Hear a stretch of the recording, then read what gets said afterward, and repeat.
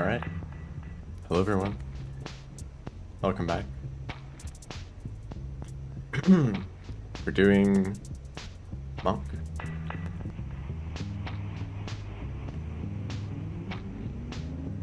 You know who that character is?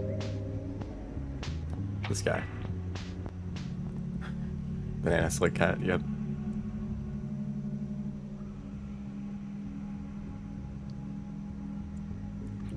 Hopefully the music is good. Now, okay. So, this is Monk's story, which is unique because, of course, Monk already has a normal ending of just going to the depths. That is not what this is. This is the Outer Expanse ending, plus a bunch of extra stuff. Which is basically just bringing a bunch of stuff to Moon. I don't know if it includes going to Pebbles. I guess you need to go to Pebbles anyway to get neurons, but... And Karma. No, actually Karma is like irrelevant. I actually don't know. You know what? I'm gonna look at that right now. I know what the route is, but I don't really know what the rules are that determine like the exact path that you're supposed to take. I was sick a while back. I feel totally fine now. My voice is probably still a bit weird. I'm like 99% recovered.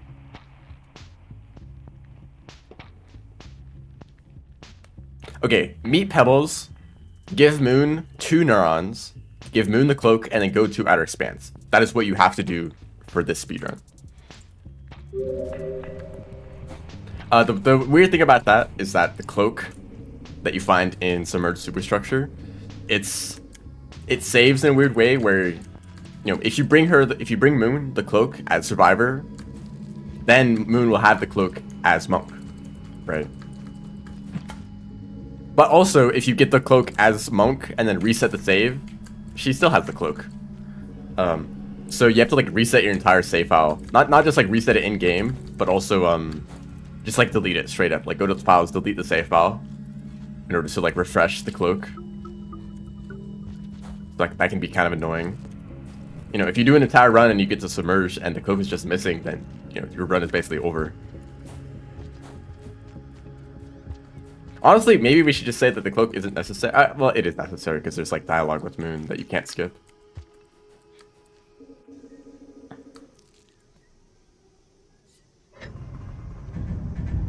You know a game mode that I would love to see in Rain Meadow? Basically, Story Meadow.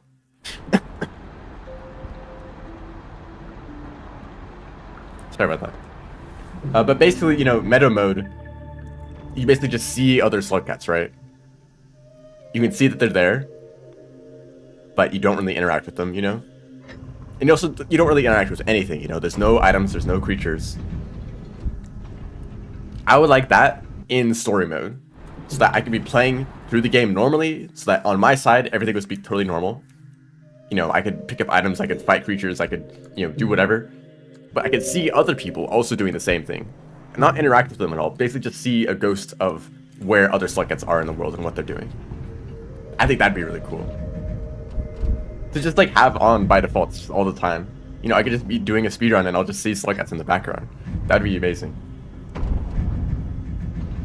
You can't exactly do that with normal meta mode because I need the items. I mean, I have creatures turned off for this. That's like a practice run, I guess. I don't know if I'll do real attempts. But items are still very important, especially for this run where you need Bubble Weed in Submerged.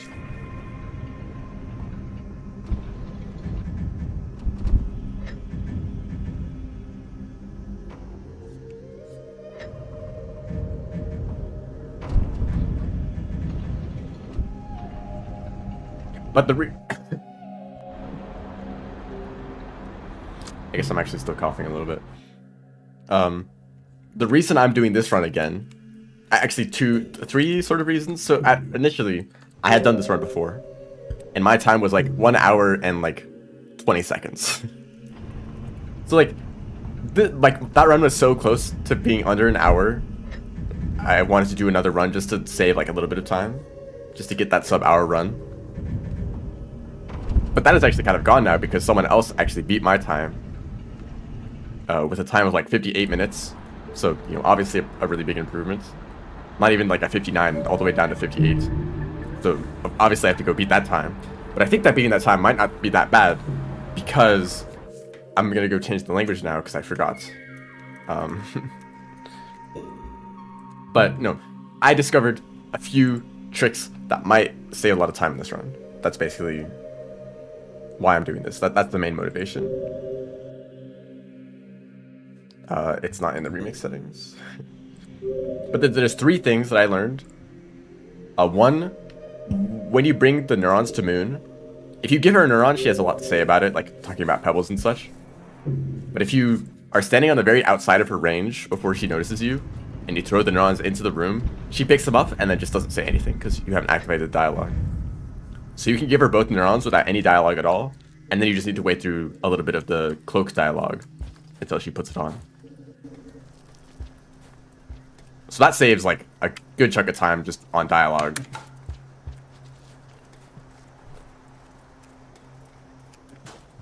The next thing is in Submerged Superstructure. Normally, the strategy that I used was to bring a bubbleweed. Well, there's tons of bubbleweed within Submerged. To enter the region in the first place, you need to bring a bubbleweed in, and there just happens to be one close to the shaded gates, which is where we enter the region from. So that kind of just works out. You know, get the bubbleweed. You have to juggle a lot of items around because there's a bubbleweed and there's neurons, but you have to swim through a few rooms, so you want to have the bubbleweed in your stomach so that you don't use it up unnecessarily. But you still have to carry the 2 neurons with you into a shelter. It's kind of a mess. Also, the shelter length is like kind of tight, so you might have to shelter at some point before you get to the shelter that you want to be in.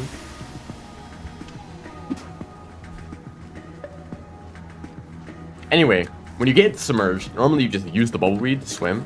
And while you have a bubbleweed, it's basically a timer where you get like 30 seconds. I don't know what the exact time is. It's close to 30 seconds where you cannot lose air by swimming. Which means you can swim boost as much as you want with no penalty at all. So of course that means you can swim much faster than normal, but also swim like further distances without having to get air pockets. And the bubbleweed are spaced out in the region such that you can kind of chain like one bubbleweed into the next. Throughout the whole region, just swimming through it, you know.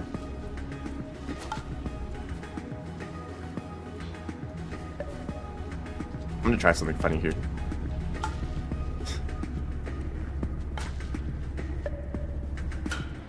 Yeah, that definitely is not worth it. Unless maybe you set it up like instantly. But yeah, so normally you use bubbleweed to swim, and you can swim faster than normal, but it's still like, you know, regular swimming, and sometimes you have to like preserve the bubbleweed, like if you don't get them fast enough. So you have to like slow down to not use bubbleweed too quickly. But I thought, you know, this hand swap quest that I've been messing around with recently, actually the first use case that I found was in Submerged, you can hand swap a jetfish and a bubbleweed at the same time. Because the jetfish is a 2-handed item, and you can navigate Submerged with a jetfish partially. Someone said that it's possible. I don't believe them. Some rooms are like quite long swims, and Monk has a shorter breath than every other slug cat, right? Except for RDA, obviously. So yeah, the jetfish moves quickly, but you still have like a few seconds of air, so you can't really make it that far a lot of the time. There's a few rooms that you can get through. You have to take a longer route. Right, maybe there is some path you can take that is... It's just annoying, and it's like really dangerous too, because if you mess up slightly, if you get stuck on the terrain or like make a mistake anywhere, you just drown. And so bubbleweed are like way safer and still really fast. But if you use the hand swap, you can pick up a jetfish and a bubbleweed so that you can swim really fast and have a long stay underwater for a very long time. So you can take the fast route, even faster than normal with a jetfish, and you don't need to pick up as many bubbleweed on the way. Now this does mean that you need to grab a jetfish in the first place. You know, they can be annoying. They swim around wherever they want to. So getting a jetfish in the first place might be annoying. Doing the hand swap might be annoying because the jetfish likes to flop around and they might get away from you. But I think that it is worth it overall, just for getting the like speed boost of the jetfish.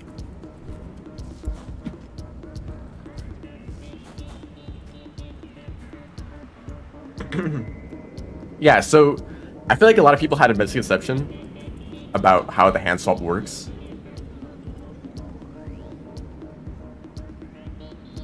Because the use case that I've seen for the hand swap glitch is to hold a grapple worm and a snail at the same time. That is one of the Discord challenges. But the way that you do the glitch, it kind of messes up with your physics. I still don't quite understand how exactly it works. But it means that you move a lot slower while carrying the creature. But if you swap your hands again, it fixes the physics because you're then holding the creature in the correct hand. And it doesn't cause any problems. But if you swap your hands, it kind of ends the glitch. Like you're still holding the other item in your hand. You're just no longer able to throw it and pick up new items. So that's what I figured out. If you just don't swap your hands again, you could continually throw and pick up new items in that second hand. Or I guess in your first hand while you're still carrying the two-handed item. So it means that in Submerged, you can set up the glitch such that you're holding a bubbleweed in your first hand and then the jetfish in your second hand. And you continually, when the bubbleweed runs out, just throw it away and pick up a new bubbleweed. And you don't need to set up the glitch again. So the glitch stays active throughout the entirety of Submerged. And at the end, when you get the cloak, you can just drop the bubbleweed and keep the jetfish and swim through that last really long room with the jetfish. You don't really need a bubbleweed. Because the cloak is on your back, right? So, you also get the benefit of having the jetfish in that last room without even needing to do the glitch. Hello, welcome to the stream.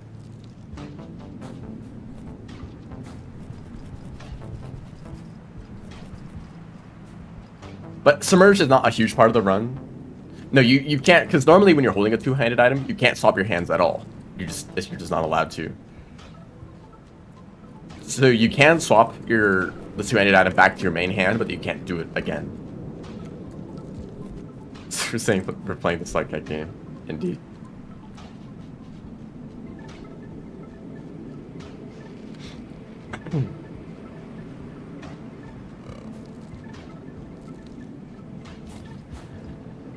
And then also at the end of the run, because this run goes to Outer Expanse to get that ending, right? I forgot to do the boost. It still kind of worked out. At the end of the run, you go to Outer Expanse, and there's a yeek, and you pick up the yeek to move faster through a few rooms. And I thought you can hand swap with the yeek, and then use your other hand to like throw boost. I think that's more situational, because the yeek might actually mess with your physics if you don't swap your hands back. Oh, I don't know why that didn't work. So maybe it's gonna be like slower to be like hand swapped with the yeek, even if you can get the benefit of doing the throw boosts. And also, like, how useful are throw boosts with the yeek? Like, can you even do like E slides or EI jumps? I don't know. I need to test that. Maybe it's like a huge time save, or maybe it's like not a big deal at all. So I'll have to mess around with that. I haven't really tested it as much as I have tested Submerged, but I think there's potential, you know. First playthrough. I've played Rain World many times before.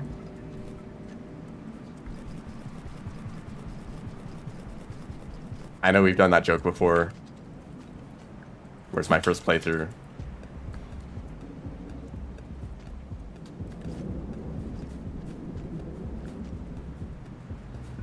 I feel like anyone could watch for like 2 minutes and see that I'm not a new player.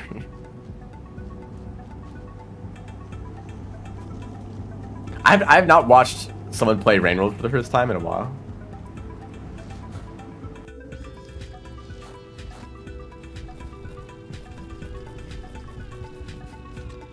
Speedrun. This is the speedrun. I don't know if the title doesn't make it clear. Monk Story is the name of the speedrun category that I'm doing. This is just a practice run at the moment, so I have disabled creatures, I have some mods enabled, just to make it easier because I want to practice the movements and some new things that I'm adding to the run.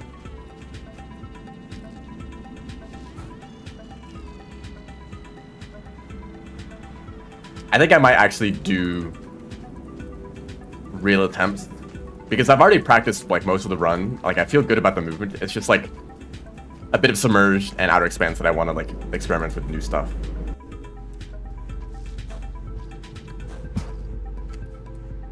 Yeah, new players definitely know how to do that. Yeah, I should do a stream. I'll just do a Pebbles percent run. Acting like I'm a new like I'm a new player. And I'll just do a speedrun route.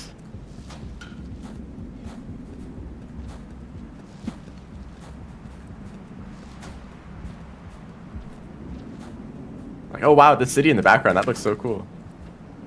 I wonder if I could ever go there.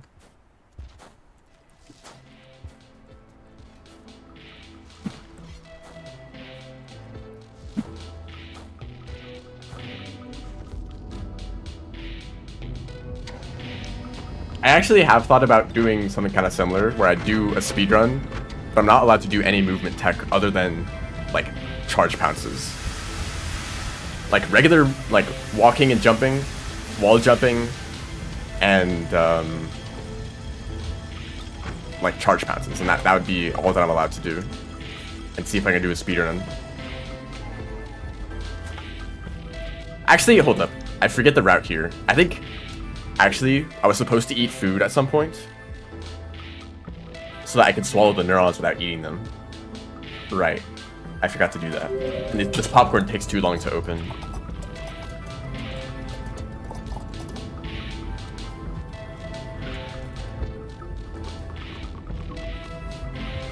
I think like the fruits in industrial are a pretty good option. I need to remember that for future runs.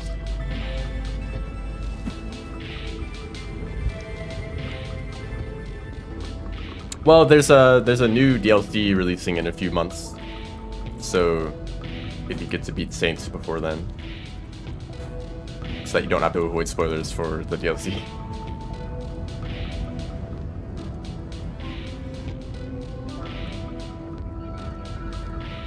The ultimate ordeal of avoiding spoilers. Honestly, I think spoilers and like the community being like so obsessed with trying to avoid spoilers has made the Discord server a lot worse.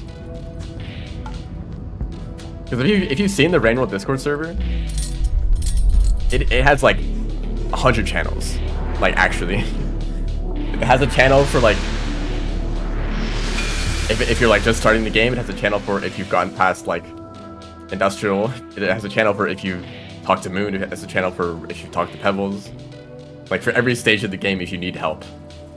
But not like you're not allowed to talk about anything other than that part of the game so that you can... Oh, you did beat Saint?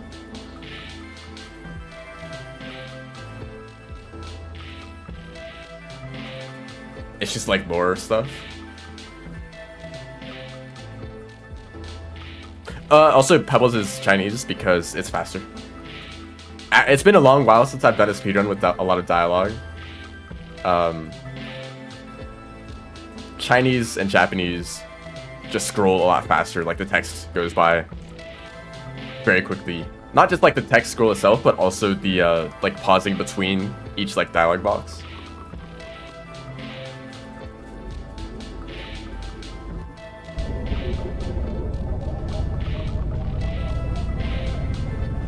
This is one of the most RNG parts of the run. I have to pick up 2 neurons here.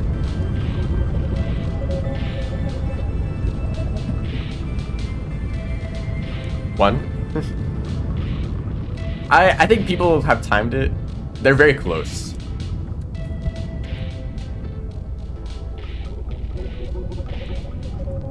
Yeah, there we go. So this you could actually lose a lot of time here if you don't get lucky with the neurons. If you want, you can pick up a 3rd neuron and eat it so that you're glowing.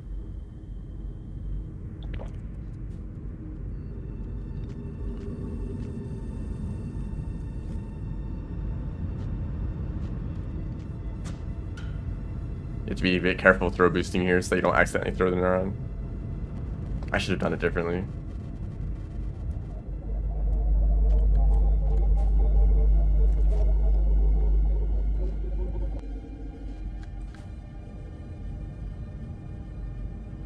Ah, right, okay. There's still some games out there that I'm like avoiding spoilers on, even if I'm like not gonna play them for a long time. Like Tunic or Inscription, I know nothing about. Like maybe I'll play them eventually. They're those kind of games, I think.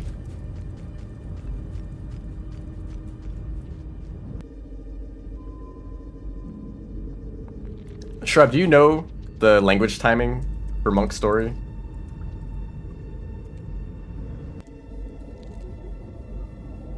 No? Okay. You talk with Pebbles, and then you talk with Moon a little bit when she puts on the cloak. Yeah, it's not the same dialogue. So maybe Japanese is like half a second faster or slower. Who knows? But it really doesn't make a big difference. Someone got a new world record for Monk's story, and I don't know if they had the right language.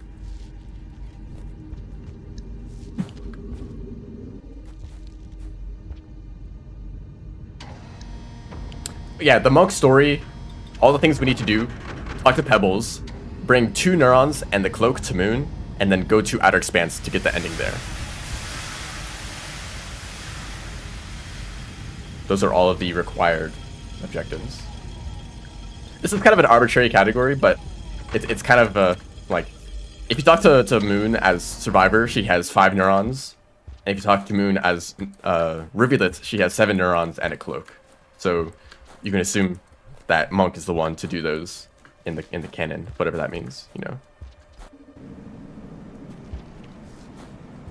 Like any Slugcat could help Moon, because if you know, when you're playing the game, if you decide to bring neurons to Moon, actually I don't know if neurons make a difference.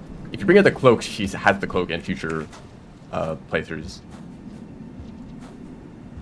It's like if you give her the cloak as Gourmand, then that's canon, you know. It doesn't really make a difference. Like Monk is like the latest that you can help her, so like they're the one to do everything.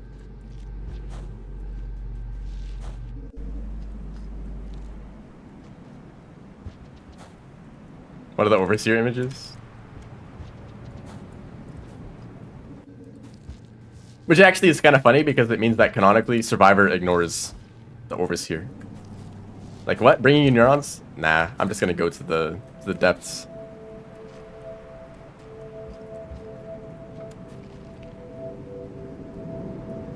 Apparently there's a way to do that room faster, but it's scary.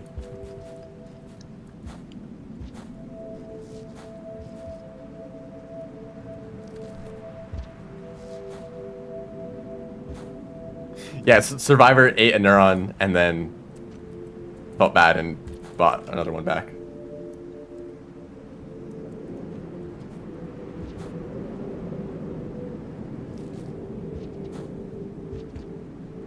That is a crazy message out of context.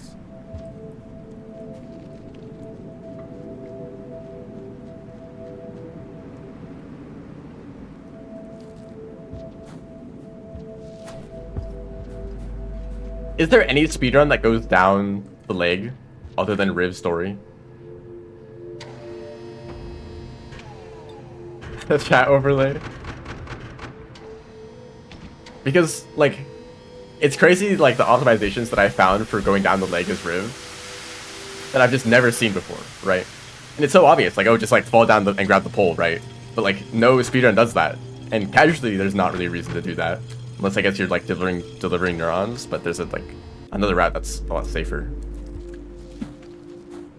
That goes through, like, Chimney, Industrial, Shaded. I guess if there's a Moon, or, like, a neuron delivery speedrun, that might be the route. Which is what this is, but also it's like, still slower.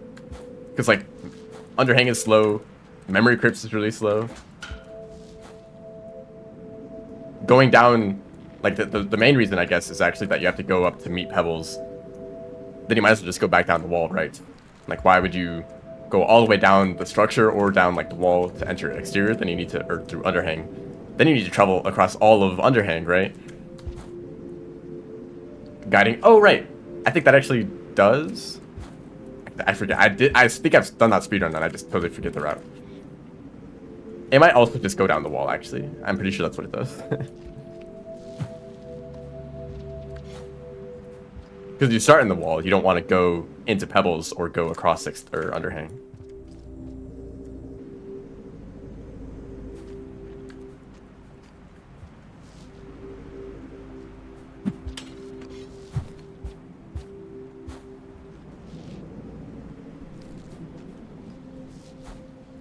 So I was thinking, like, it'd be cool if there was another route that went that path, because it's pretty cool movements. To just, like, be able to fall down an entire room, like, several screens, and just not really worry about dying to full damage at all.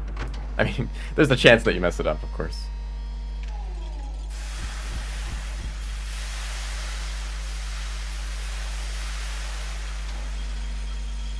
The wall is actually... I think the wall is actually quite dangerous.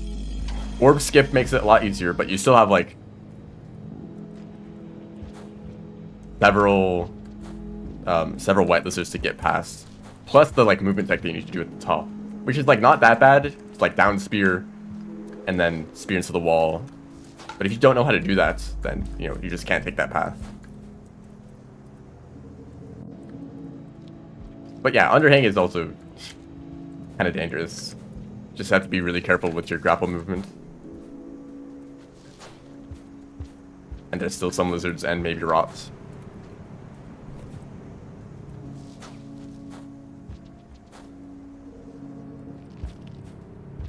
Also, I was recently looking through the challenges, the Rain World server challenges, and honestly, most of them aren't that bad. I probably was over-exaggerating every time I complain about how bad they are. The downpour challenges can be devious. I probably won't do most of those.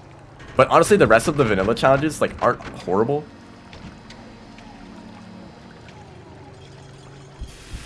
It just happens that there's two, like, bat fly, or what's it called, like, bat spearing. Like, there's two challenges that use bat spearing back to back.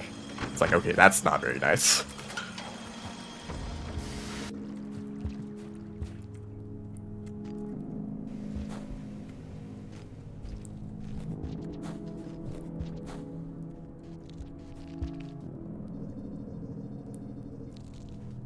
I was Scurry did a stream recently playing Rain Meadow, and I was in there.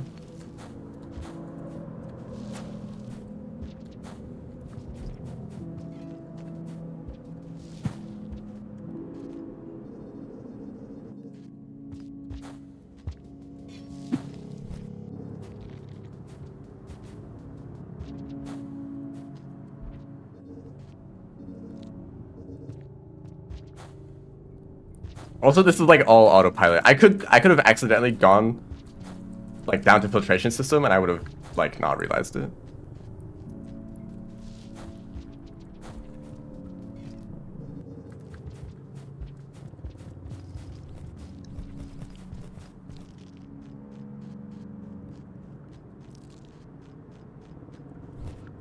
There were a few parts that I missed where everyone was like trying to get up to a certain like unlock that was like up on the wall. And if I was there, I could have done like I could have done something to get up there. But unfortunately, when you have 32 people in a lobby, all in the same room, all like trying to like follow a single person, it can get pretty unstable. So, you know, a lot of getting stuck in pipes and like regions not loading in. I did do a crawl turn wall climb. And Scurry did notice that, so that was cool. Because we played Hunters for a little bit, the story mode. Only for a little bit because there were so many people, it was horribly laggy. Plus, we couldn't actually get into a gate because everyone was so spread out. But in that room before the gates, that's like the big hole going upwards, I did a crawl turn wall climb. So that was neat.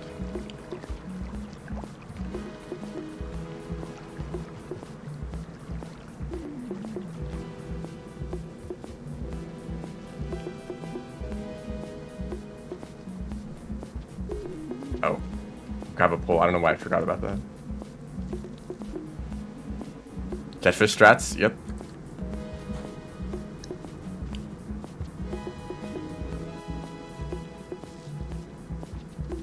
That is why I'm doing this. Jetfish strats, but also I want to try hand swap with a yeek. I don't know how reasonable that is.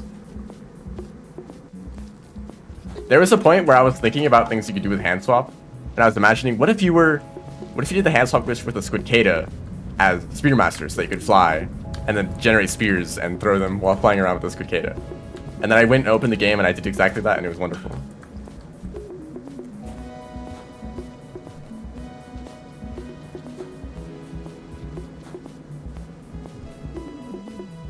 Why you can't swap? Just for throw boosting. It's like not that big of a deal.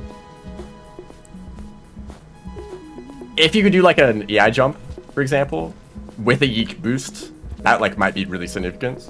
But also, like, how many rooms is that relevant? You know?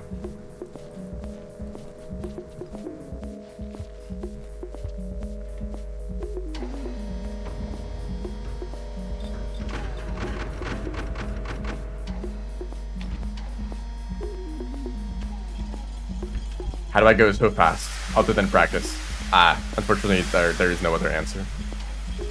You can't say other than practice. That is you already know. I have a lot of time in this game, most of which you can watch. Like, I'd say a majority of my playtime was on stream, so you can go and watch like all of my streams. Don't do that. You could and see like, oh, that is a lot of this. What I'm doing right now, this is practicing movements. I have a bunch of mods enabled, specifically ones that disable creatures. So I can just do the entire speedrun without any risk of dying. It's probably my favorite way to practice speedruns. And maybe even just play the game. You know, I like speedrunning, but creatures can be really annoying. I know that some people really like creatures in speedruns. The fact that it adds some unpredictability and having to like react to all sorts of different scenarios. But I kind of just want to move, and sometimes a creature shows up and kills you and you're like, damn, I have to restart and spend 2 minutes karma caching. Honestly, like, random creatures aren't a huge deal. The main things that I don't like are the choke points, where there's like one path that you need to take and it just gets clogged up with creatures and you just get stuck for like several minutes just waiting for them to clear out. Those kind of situations are probably my least favorite. Where it's like, oh, a creature showed up in that one tunnel that I need to go through. I guess the run is over. Subterranean moment, yeah.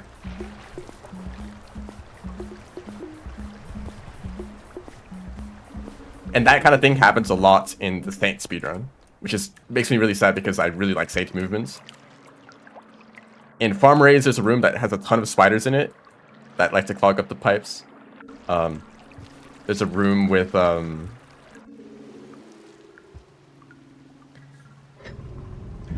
there's a room in Subterranean. When you try to get down a filtration system, there could be mole lizards, caramel lizards. Are there caramel lizards? Maybe. There's centipedes, there's spiders. It's such a mess.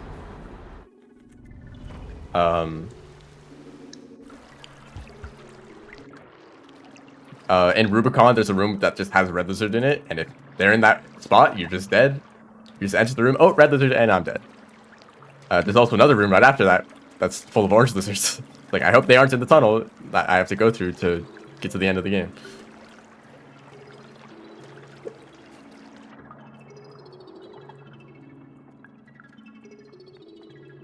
I've had a lot of practice with swimming in Meadow mode, because you have infinite breath. So you could just like swim boost as much as possible. I want to see a comparison between keyboard swimming and controller swimming, because apparently, like, the way people talk about it, it sounds like a controller is like 10 times faster. But you can swim pretty fast on keyboard, so I actually want to see a comparison.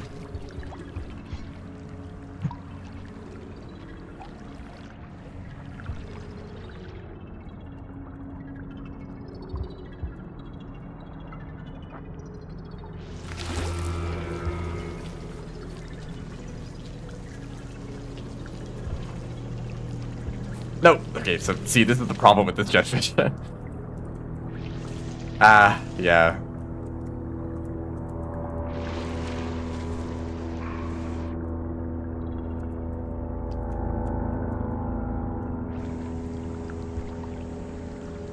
Everyone who sees this is immediately like, I don't want to do this in a monk story run. Like, I have to deal with jetfish.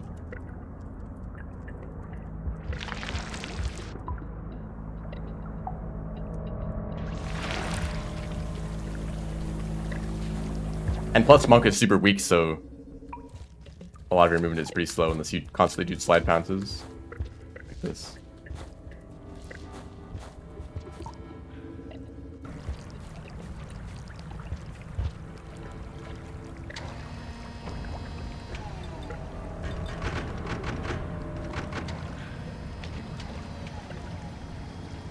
Oh, hope we're garbage waste and move or something.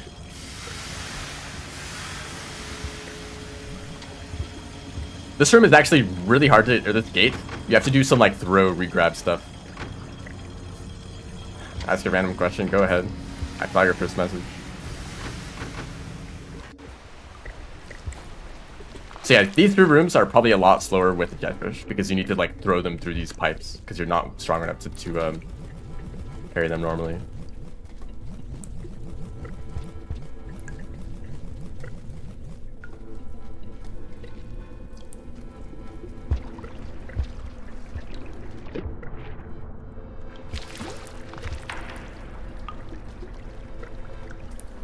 What do I do with select pots? I either ignore them or I just put on my back, but I usually don't want to feed them. I've not seen select. I do not see select pots very often. I don't even think I have them enabled on this save file.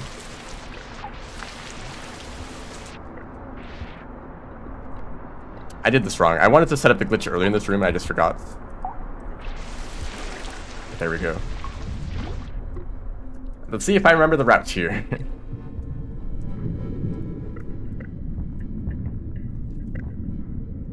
So I'm now in a glitched state where I can carry a two-handed jetfish and a bubbleweed at the same time. Which means I can swim faster with the jetfish and have a longer breath. So I don't need to go up for air as often. Normally in this room you would like get another bubbleweed from your stomach, but I'm just gonna not do that.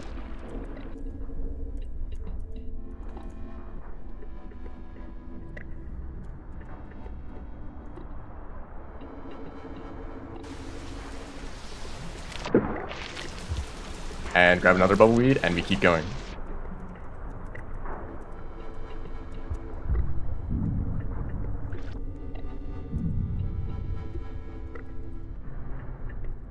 Prevents the jetfish from drowning. Is that a real thing?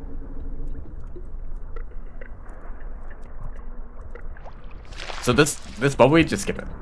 I'm not used to going down in that room. You don't need that bubbleweed.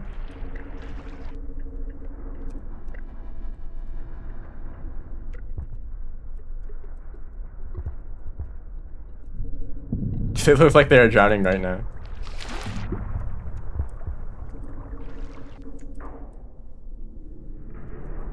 And if they had like a breath of like 5 minutes, and they just jump out of the water often enough for that to not matter, honestly, like, that kind of makes sense.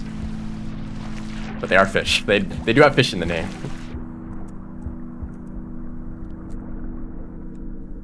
But yeah, the names are misleading. Like, do centipedes normally shock things with electricity?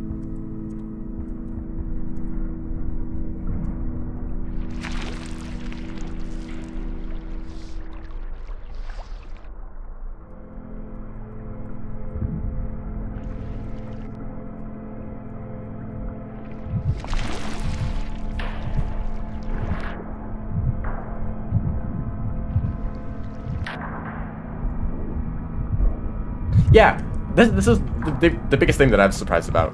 Why am I now just...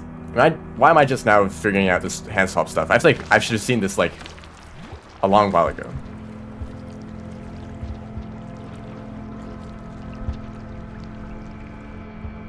Like, using it with the refraction cell, that seems really obvious. It's like, oh yeah, it's a two-handed item, just hand swap it, and then you can, like, throw boost. But I guess that's, like, kind of, like, niche. Oh, come on. I want to do this consistently.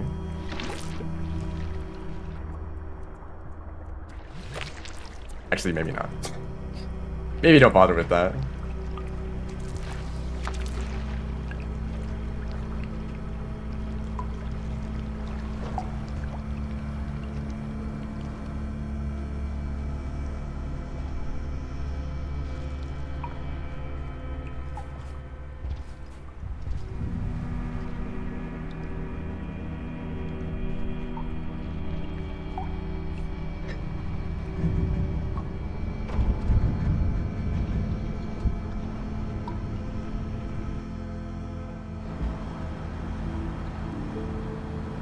You actually get your second passage in this shelter.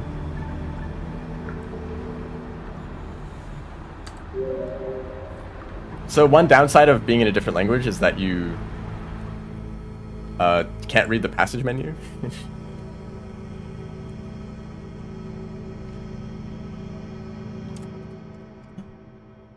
I think it's this one. And then you start in the correct shelter by default. It just feels weird not to do that quickly, you know? To, like, stumble through the menus. So I did, like, pay attention to which, to where they are. They should be in the same position every run. Also, is it a good idea to eat the food here? I guess there's food, like, in, like, one of the next rooms, too. It's, like, a little bit more convenient to get. Also, like, this is a legitimate use case for Crouch and Wall Climb.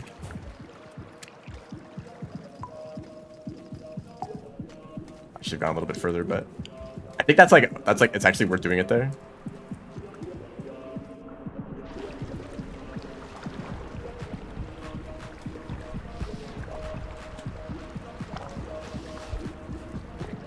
Unfortunately, we're carrying 2 neurons, so I can't hand swap again with the jetfish here. Unless, I guess you could, like, eat enough food to store one in your stomach.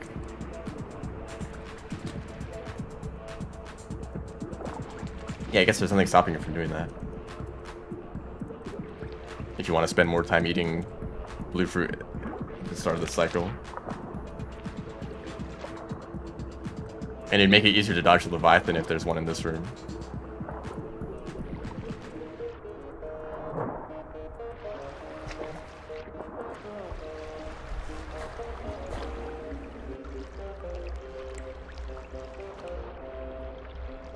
You basically fly off the wall. Yep. How did someone discover that? The crawl turn wall climb. It's like a frame perfect input in like a specific state that you have to do.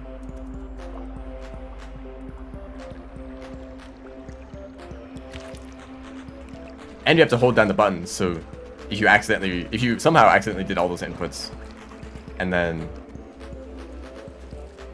you know, did the frame perfect input afterwards and held down the buttons, you'd be like, oh, now I'm flying up this wall. I guess I'll pay attention to what I did so I can reproduce it. Button mash.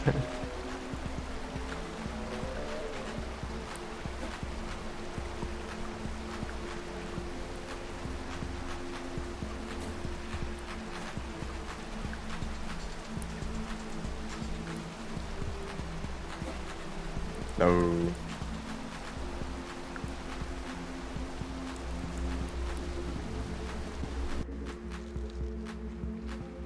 If you also had a neuron in your stomach, you could then pick up a rock and throw boost for that pole hop.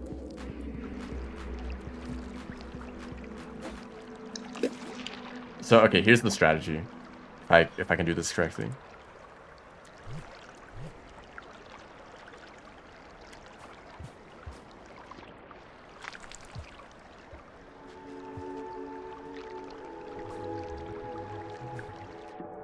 Okay, I guess I should try to do that better so that she can actually pick it up quickly. I don't know if I'm worried that if I throw it directly at her, it's gonna go into the pool back there.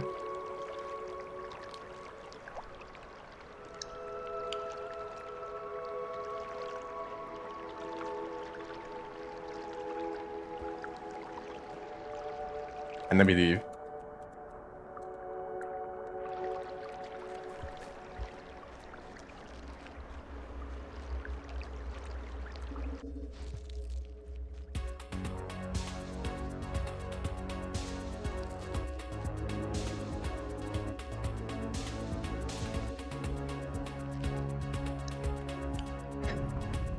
Not the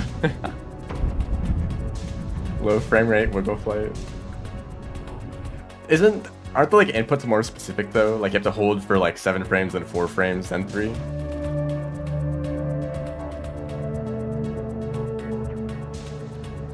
Or like, I don't know, something else like that.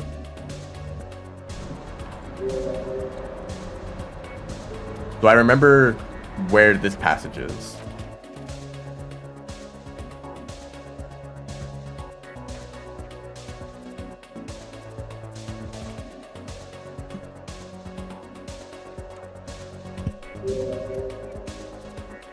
Okay, it's that one.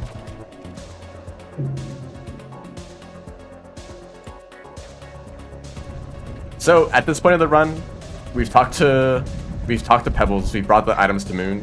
Now we're just getting the outer expanse ending. So we can passage back to outskirts, and we're gonna go to drainage, filtration, then outer expanse.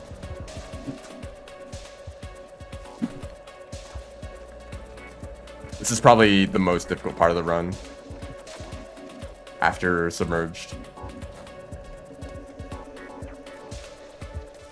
Because, you know, you're dealing with lots of lizards, but Monk is, like, so stealthy that most of them aren't really a big problem. It's either, like, a blue lizard here and there, or, like a bunch of white lizards that will just ignore you, right? But in Outer Expanse, you have, like, caramel lizards to deal with. You have some kelp to deal with if it starts raining.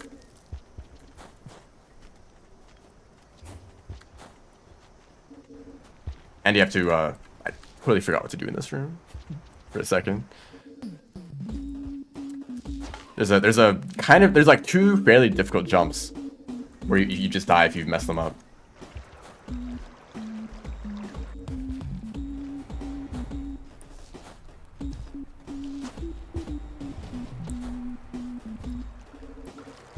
Someone will ever wiggle. Do you think someone will ever master wiggle flight? I think it's impossible to ever do it consistently. Because here's the thing. I don't know how true this is.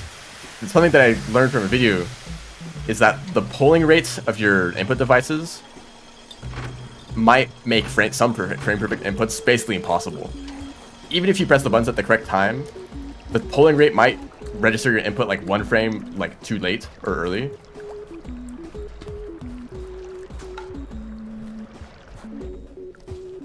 I don't know if that applies to Rain World or if I'm even saying, if anything I'm saying is correct.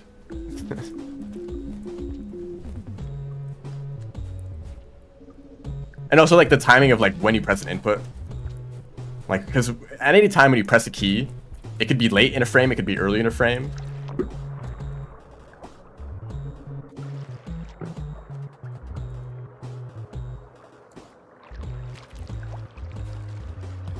I know of at least one person with a specific like control scheme who can wiggle flight every once in a while with like a lot of attempts.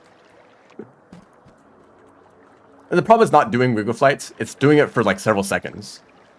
Because you don't really gain that much height for the first like few seconds of doing wiggle flights. It like accelerates over time. So you have to do it for several seconds to gain any meaningful height. Let's not drown here.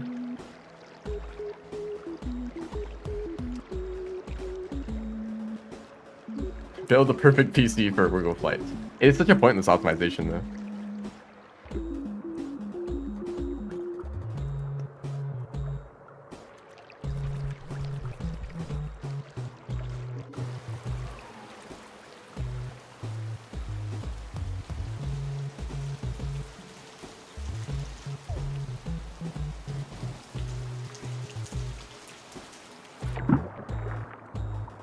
Ooh, I don't like this.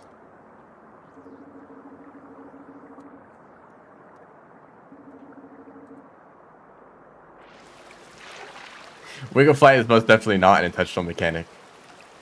It's just the physics being weird. Just like a lot of movements.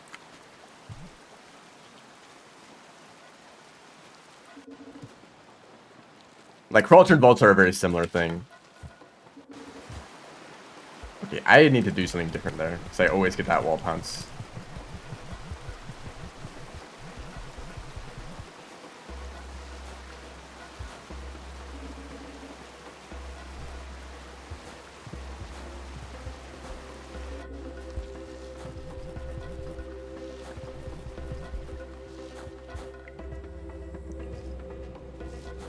I don't know how I didn't take fall damage there.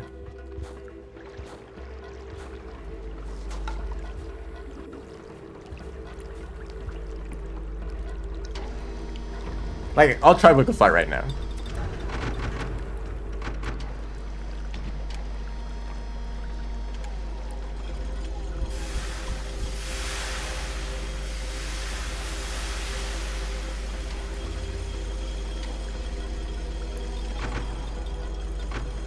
That's the most that I can do.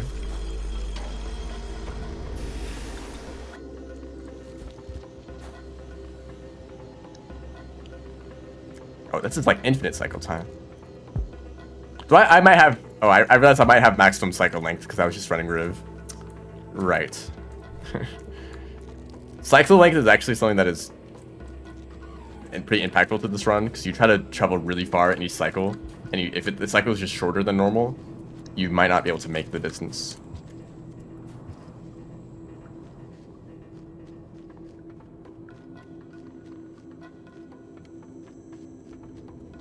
Thank you for posting the same message that you posted like 10 minutes ago.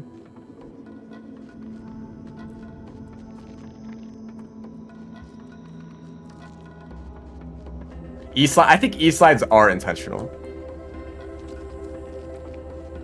I think. Like they're like the most advanced speed or like movement tech that is actually intended.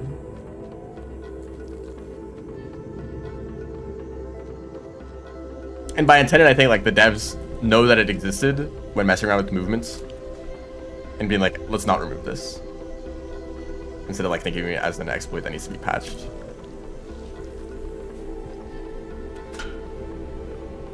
Which kind of makes, yeah, jumps also intentional. Because you're kind of just jumping out of an E-slide to keep your speed. But also like timing is so specific. It kind of feels like something different.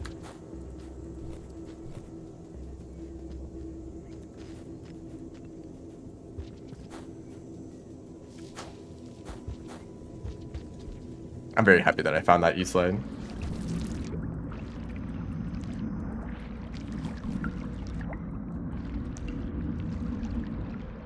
No.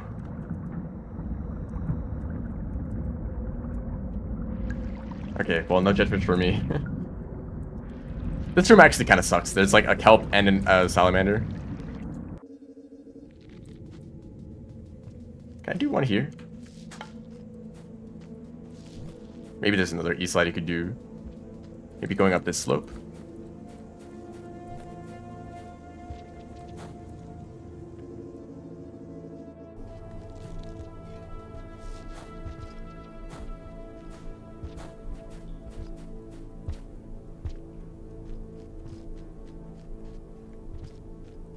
You know, intentional mechanic is not like... It's not like something that you're like expected to do in the game. The only mechanics that you're like intended to do are like wall jumping and like charge pounces.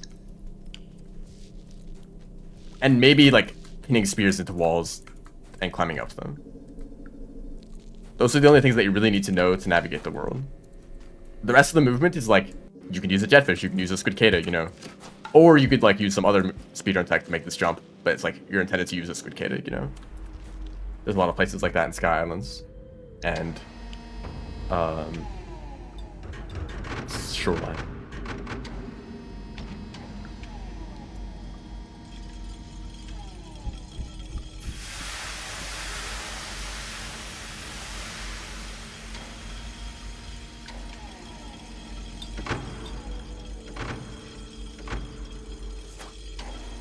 Scurry is not just a Rain World YouTuber / streamer, but I enjoy their videos. They're not like, they're pretty much just either like playthroughs of the campaigns or some other like mod or challenge, whatever. But I like the atmosphere of those streams.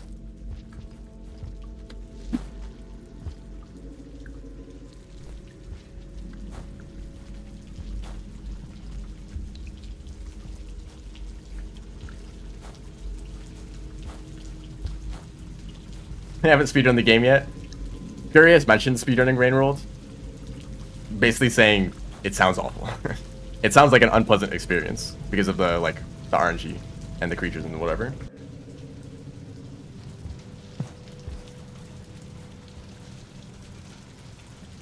Which is totally reasonable, honestly.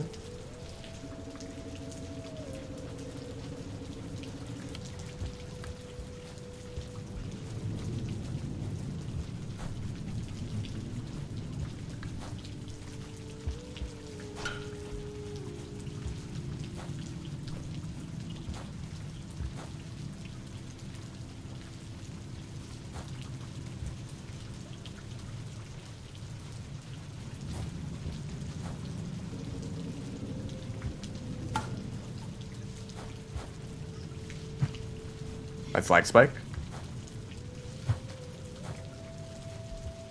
So at this point, you want to hold on to the spear. Because you might not get one before you need it.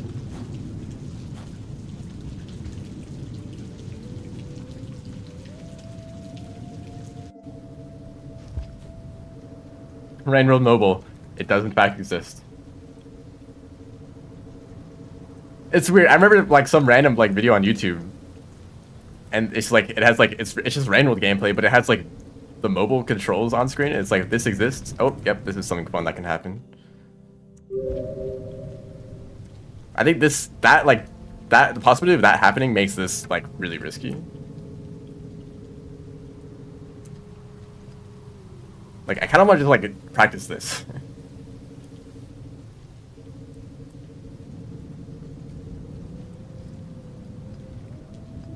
See, like, that kind of thing happening. I don't know if there's a consistent setup for this.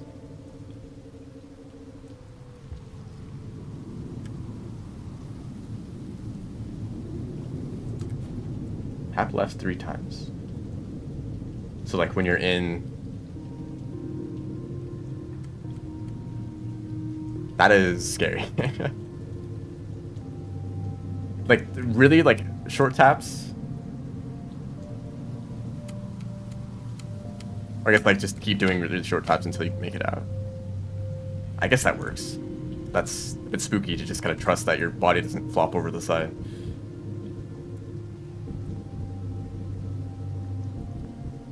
Can you do this jump in Meadow?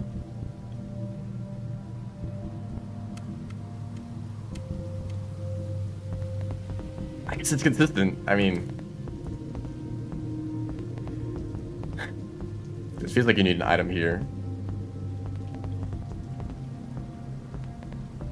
Suspended whiplash into concussion climb. How do you even do whiplash anywhere in this room? Okay, I guess this works. Thank you for that.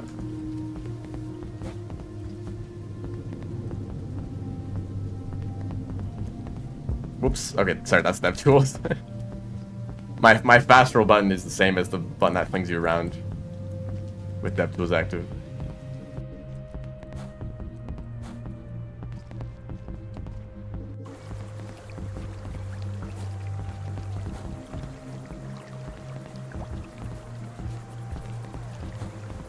Challenge, do a single roll.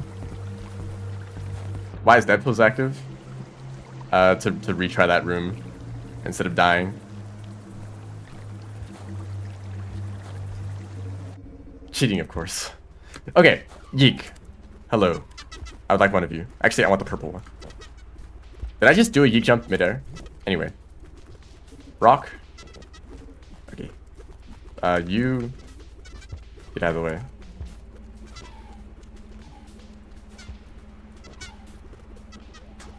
Okay. Glitch activated. Is my physics jank? Not really. This feels normal.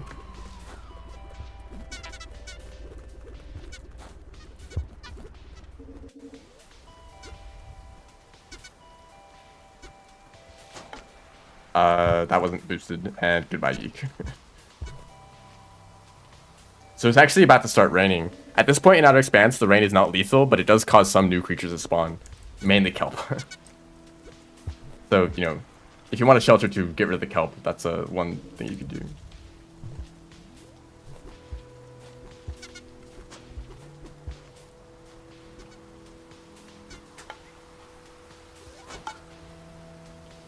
Not really the kind of speed that I'm expecting, unless I'm just doing the EI jump wrong. There's a chance that these just aren't compatible. That kind of worked. I mean, I guess that's what I'm expecting. Can I do an E slide? If a single rock spawned in this room. Absolutely.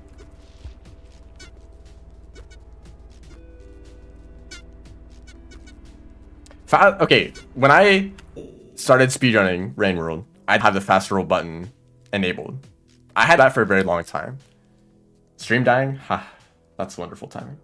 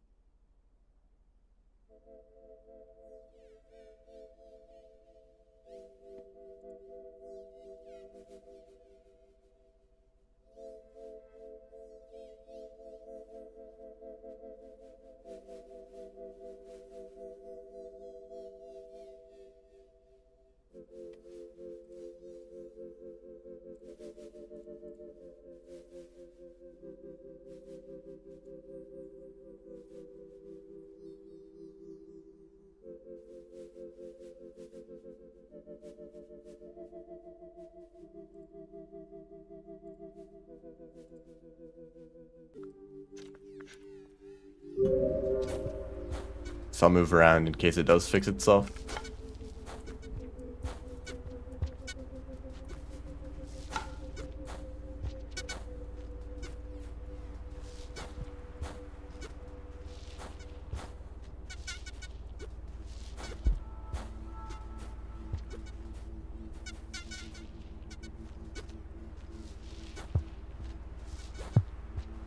Hold up, whiplashes kind of go crazy.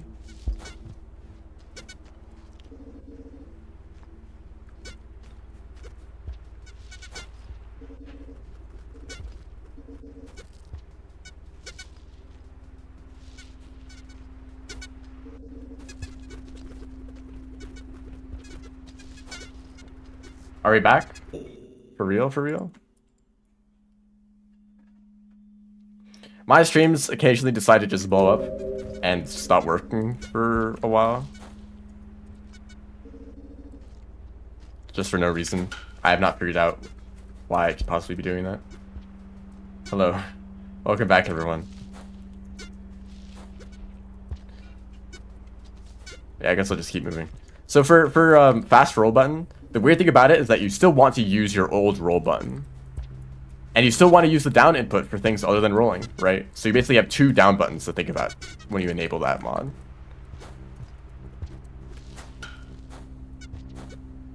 And that can definitely be hard to get used to.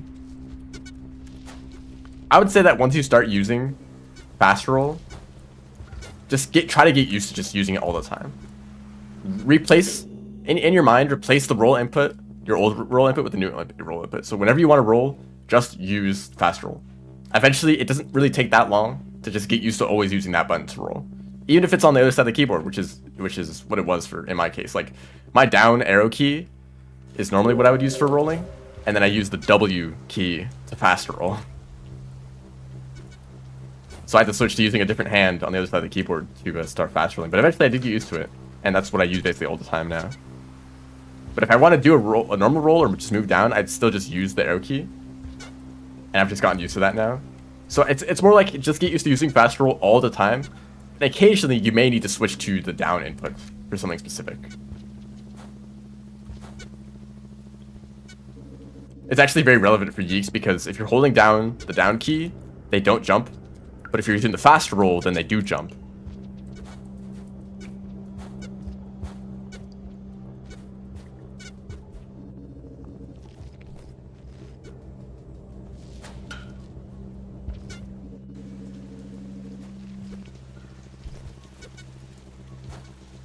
Or sometimes they decide not to jump at all, just to mess with you. Like that.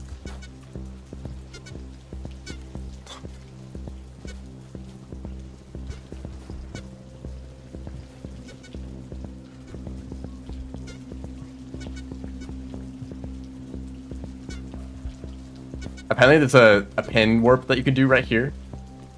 Jump in the worm grass, yeah. Yeeks are really good at jumping out of worm grass, so you can kind of just ignore that they ignore their existence.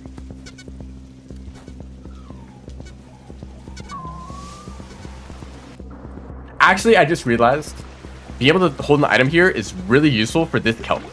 Because normally if it's raining, actually isn't there a button to make it rain? If it's raining, there's a kelp like right here in this den. And since there's water here, you can't get a big yeek jump to jump over the kelp or like past it. So you're moving really slowly through the water, the kelp just kind of grab you, right? Or throw a rock at it. Suddenly it's safe, right? Just throw the rock at the kelp and you're good. That is actually very useful.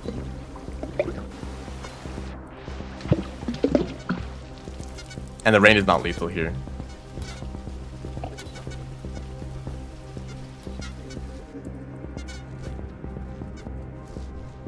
Whoops. Oh, I guess I lost the glitch. Or I just wasn't holding a rock. That's what happened. Ideally, I think you would hold on to the glitch all the way to the end, really? I can't really think of a reason you dropped the yeek.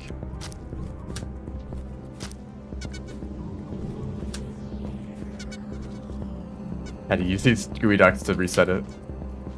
There we go.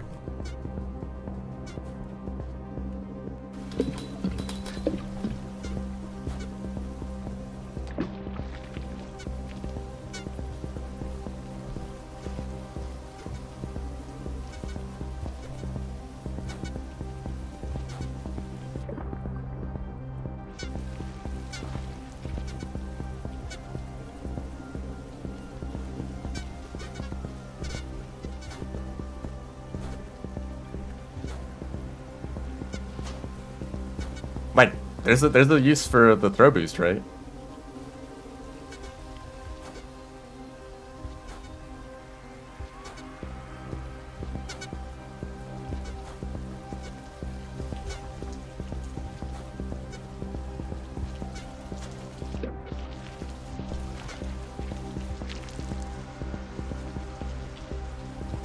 Despite how much I slowed down in a few rooms, that was still a decent time. And totally messing up the hand swap with the jetfish a few times. Is this a speedrun? It was. I think I feel like I could do a real attempt. I think I know everything I need to.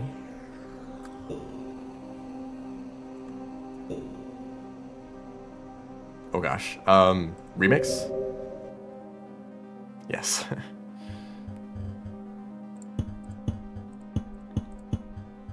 And I actually have some illegal remix settings that I need to change too. Any tips for EI hops? I don't know, man. They're really difficult. Well, I assume you mean EI jumps because EI hops are the much harder variants that are not really worth doing most of the time, in my opinion. Think it intuitively. Think of EI jumps as doing an E slide. If you could do E slides, do an E slide, but the moment you throw the rock backwards, that's when you jump.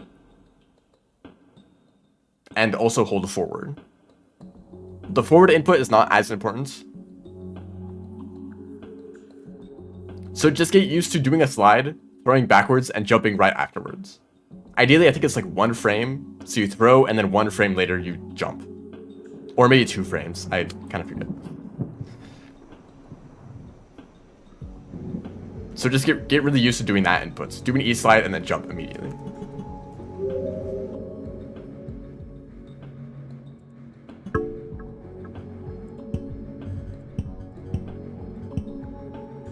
This setting and this setting, right? Are these? This should be the no randomized cycle duration, right? And this should be the no. This should be karma requirements. I don't think I have anything else that's bad. No, I'm actually just gonna check to be safe.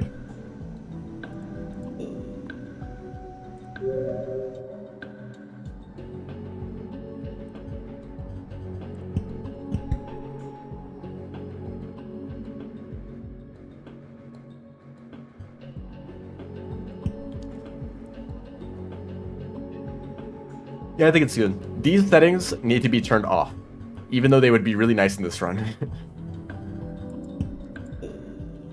Just something to keep in mind. Also, I'm gonna be safe and delete the save file, because the cloak might just be missing.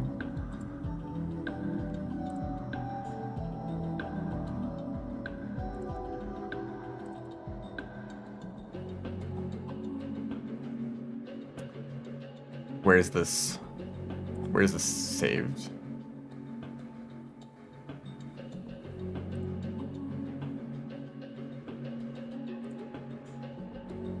Shoot, I forget where the save file is.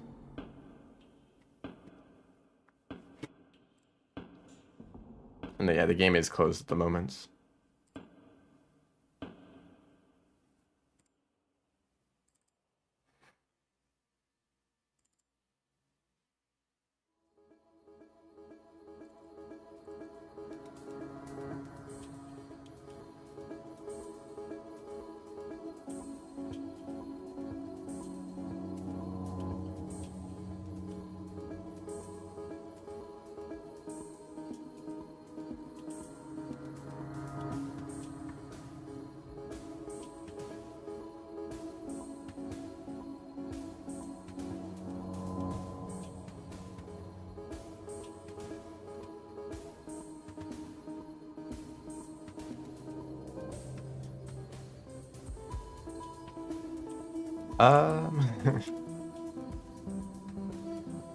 Oh, video call, right.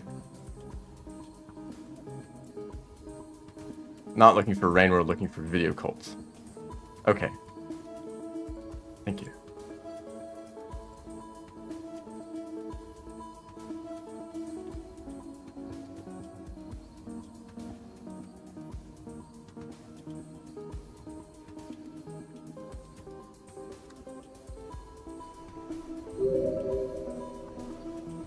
So this should be all reset. Okay. Hopefully that actually worked. And I don't get halfway through the run and notice the cloak is missing. But now I'm gonna actually start with real attempts. It should... I'm hoping I can finish a run. There's no guarantees. Monk, this is a very interesting run in that it's really easy but really long. Right? It's still an hour-long speedrun. But you're Monk, right? Do I have splits? I guess I do.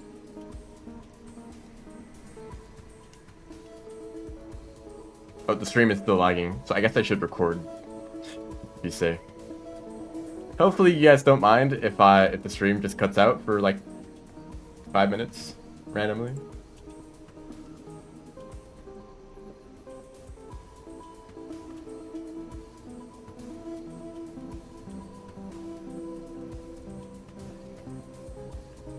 So can I get this on the screen?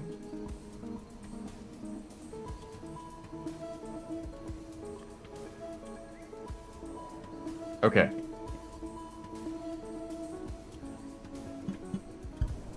Hopefully everything is set up correctly. And I forgot to start the timer. Hold up, hold up.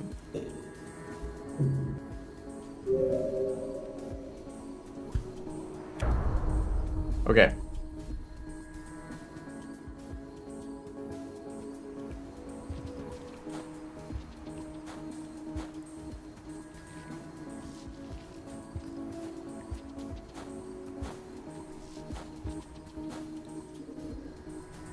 Auto splits? No.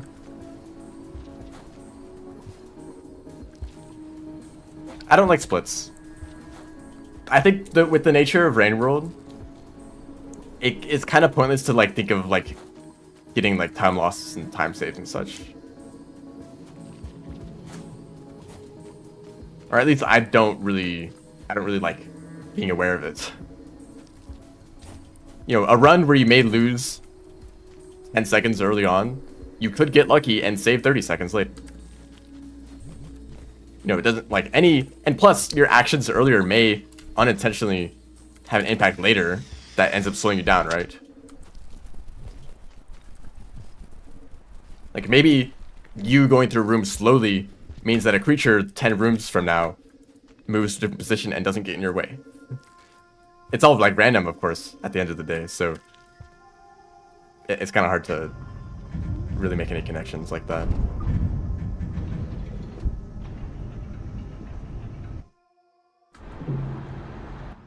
I also just think it's stressful to be, if you're behind, right? If you've lost time, you're just sitting in a gate, staring at your splits, being like, I lost like 30 seconds. Do I even continue with this run?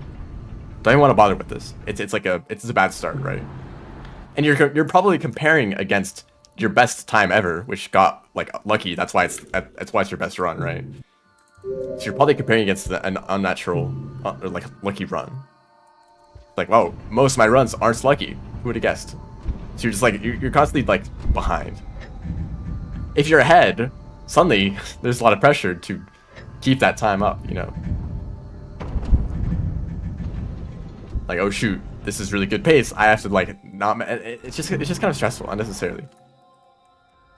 So I'd rather not deal with splits at all.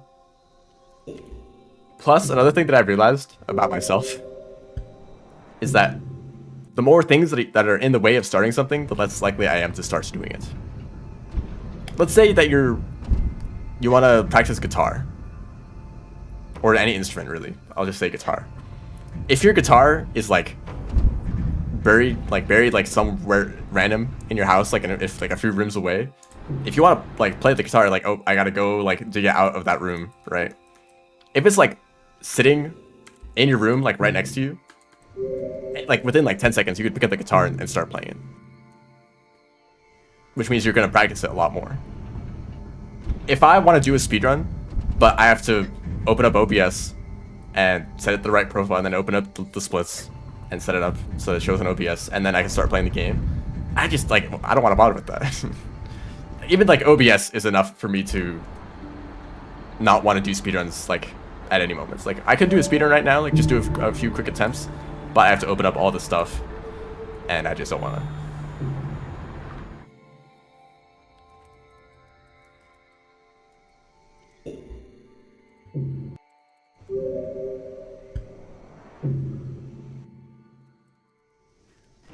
A few rooms away. I mean, who knows? I mean, it could be in the room you're in, but like, you know, in some like closet or something. I don't know. That's enough friction. Nice.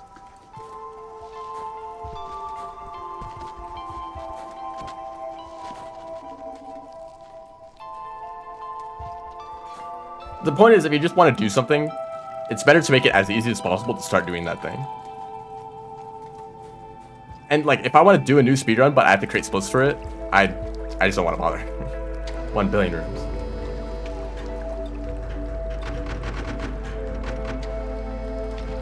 And it's why it is annoying that Renworld can be so annoying sometimes. If let's say I want to do a speedrun, so I have to open the game, check the remix settings, probably disable whatever mods I had enabled, restart the game, open it back up, and then I can start doing the run. That takes like several minutes of waiting. Because Renworld takes a long time to open, it takes a long time to like set the mods up, and then to restart the game and open it up again. Animal Well, I think, is like, oh, hold up, it's fruit.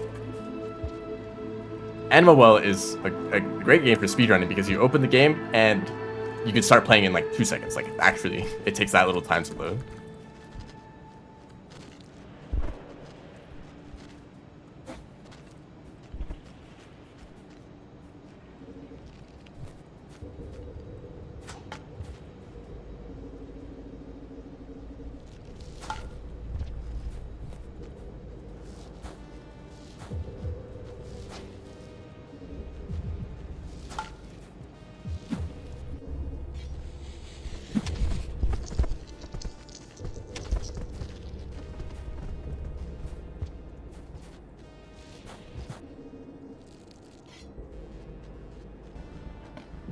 White lizard in industrial? How did the game know?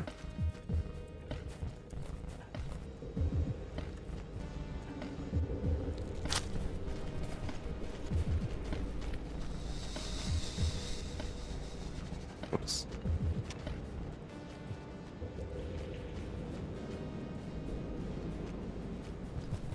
I should eat a fruit in this gate.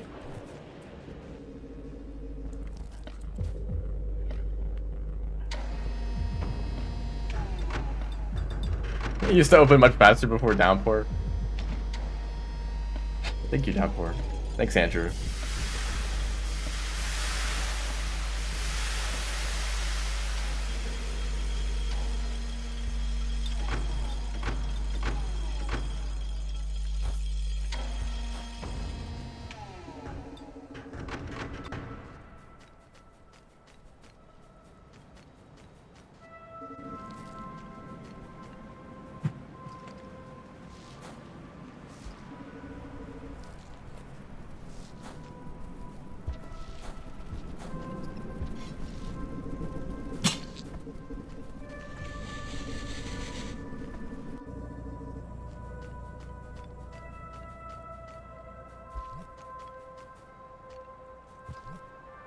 Thank you.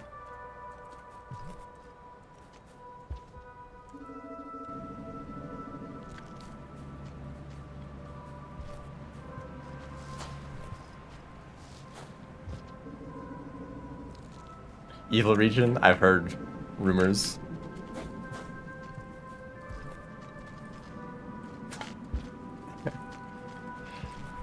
White lizards aren't real. All in your head.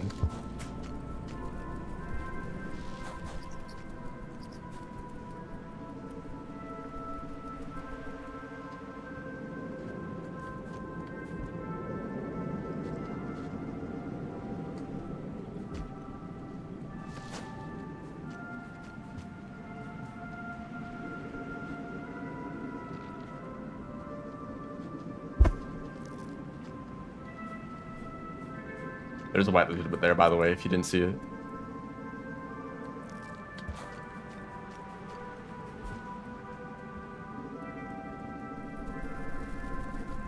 Oh! Food.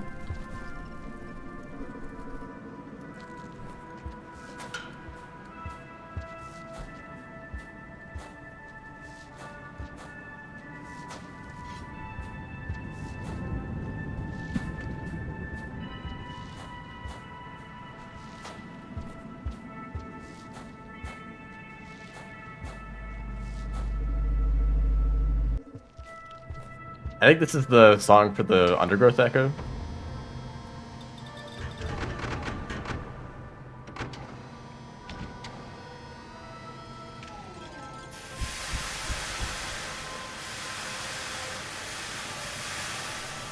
How does pole hopping work? If you're moving and your feet are aligned with the pole, you can jump on them.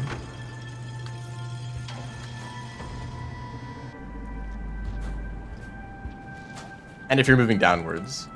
If you're rivulet, literally just jump like next to a pole. Like anywhere within like, if there's a pole in the same room as you, you can pole hop on it if you're riv.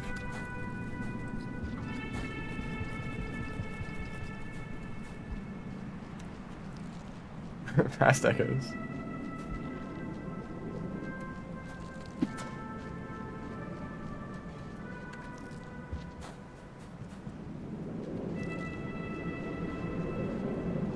I think actually the other path is faster. This time there's never a drop log here for Monk.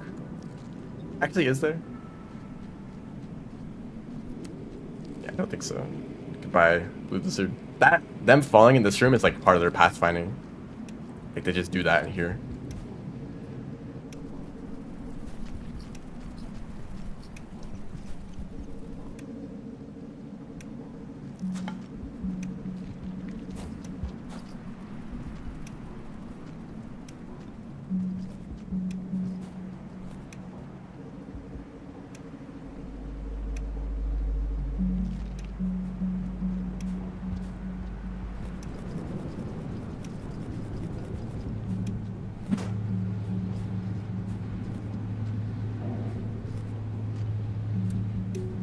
Classic.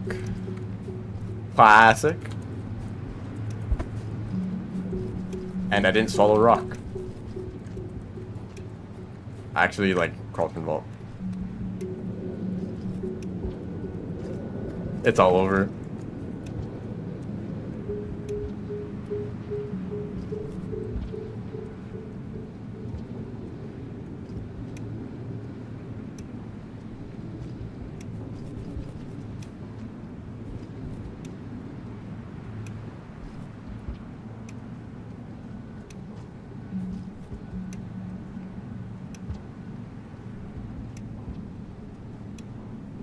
This might would have been faster. I don't know how to hop volley either. There's like 30 different types of Carlton whatevers.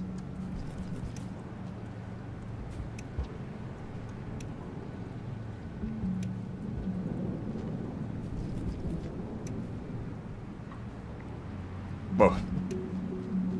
I didn't even want to continue.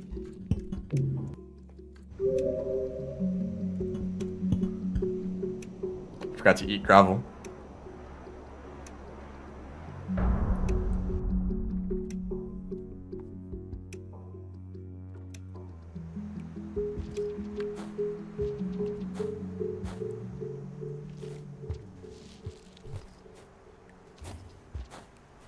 I feel like I've been disliking Carlton vaults more and more. Especially in Meadow where there's no items. All the people who can do itemless movement, like wow, congratulations, you can do some really jank frame perfect tech. I'm the only one who can't.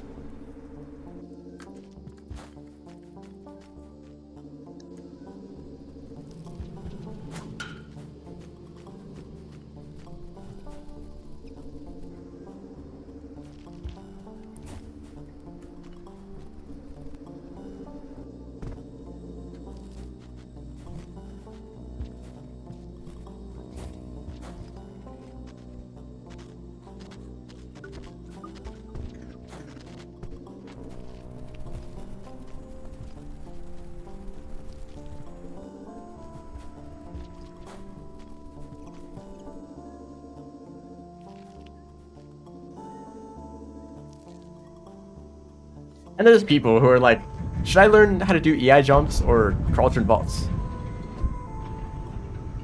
Like, that does not seem like a fair comparison. One of them is like 10 times harder than the other. I also forgot to start the timer.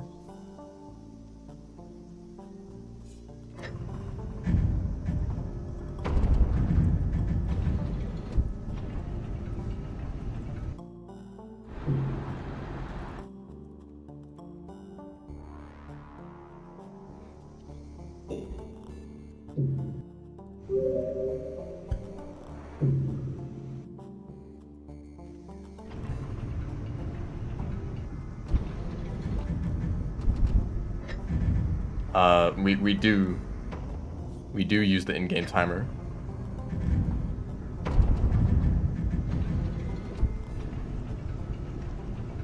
I guess then I really don't need the external timer at all.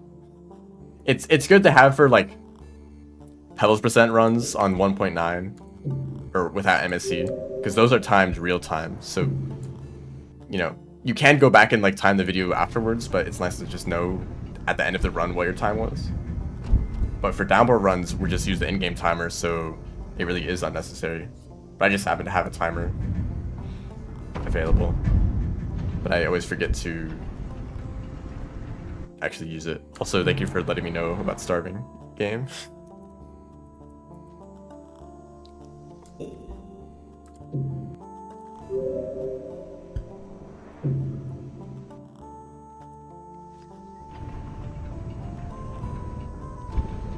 I think the point of Meadow is that there's no violence at all. You can't throw rocks, you can't throw spears, you can't fight each other. You're just supposed to chill. And I guess it's like, oh, they can add shortcuts to get through areas if you don't have an item. Which I feel like that means that they should have added shortcuts to the top of the wall to get to Pebbles, but also in memory crypts, or in shaded to enter memory crypts to access like the leg and underhang and all that. Like, you can't exactly get to that area easily unless you know the concussion climb. Hello, I'm doing a speedrun. They will probably do that next update. Can they also fix story mode? That'd be great.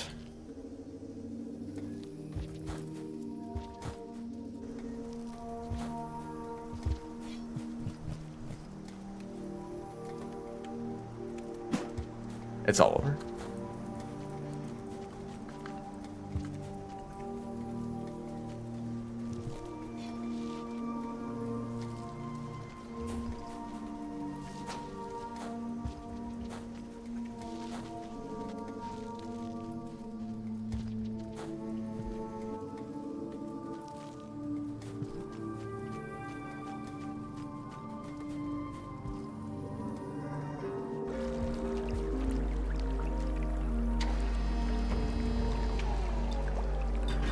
If you want to visit Pebbles in Meadow mode, enter exterior from Chimney, and then enter the hub. Because there's like a you can always teleport to the hub of the region, and for exterior that's right below the entrance to Pebbles. That's like by far the easiest way to get there. If you know how to do a crawl from vaults, then you can go up the wall. Or I guess like there's some whiplash stuff that you can do as well.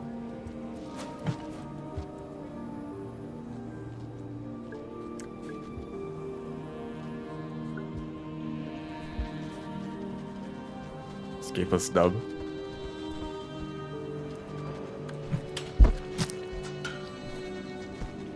That was luck.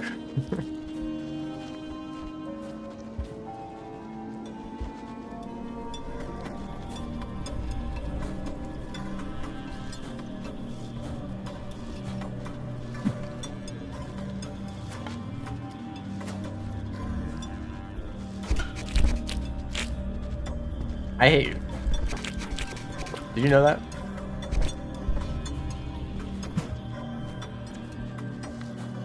That tunnel.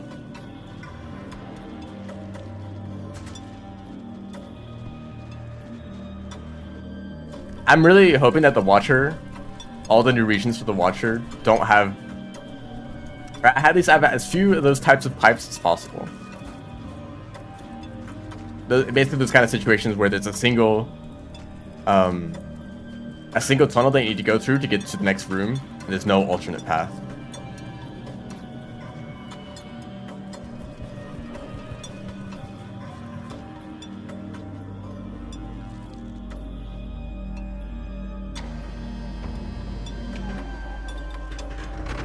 Because, like, you know, there might be like a creature that's in your way, and there's something that you can do to get them out of that. But if it's a single tunnel, you know, if there's a creature in there, maybe you can kill the creature, but now there's still a creature in the way. And it's just like really weird to get them out. It's like pretty easy to accidentally pin warp yourself, which might just get you killed or stuck in a wall.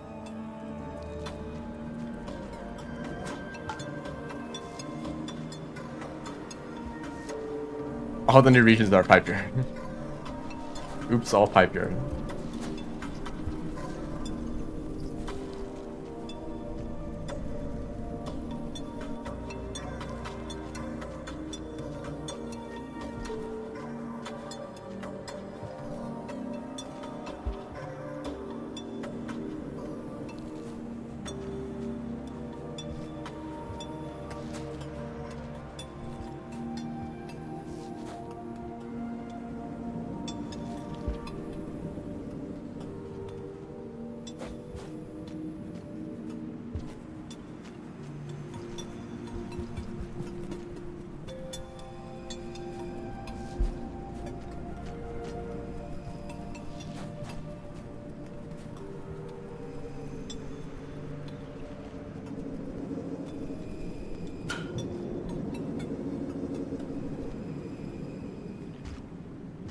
Pipe yard is such a mess. Watching people like try to navigate pipe yard without items, it's kind of like, this region is kind of a mess, you know?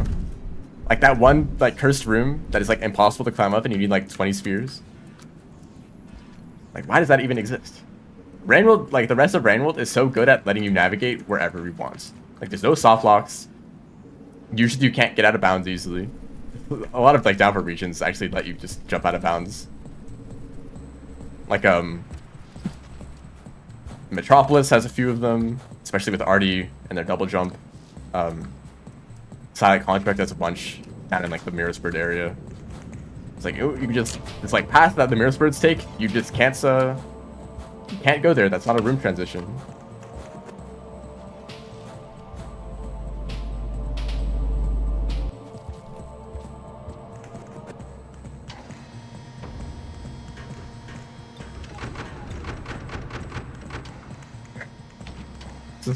Pipe Yard Purgatory. You try to exit through any of the gates, you just enter through another gate. And you're back in Pipe Yard. I'm gonna eat the rock.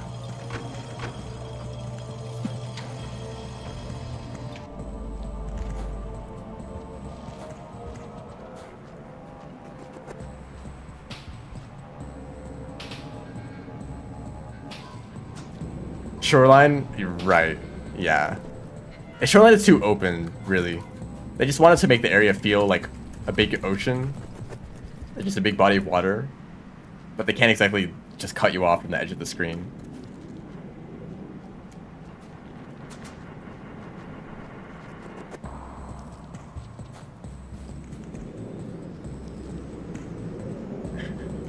One karma to enter Pipe Yard, 10 to leave.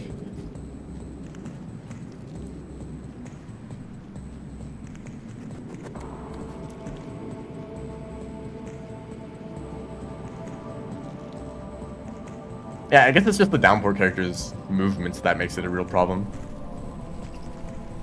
They can all basically just fly if you want.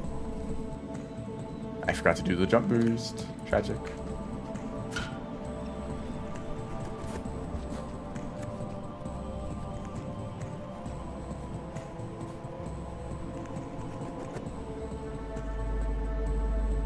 Just one massive room, just all of Shoreline. That's a funny idea. It'd be way too easy just to swim through everything with a jetfish, though. Like, I think they kind of want you to take some of the underground paths.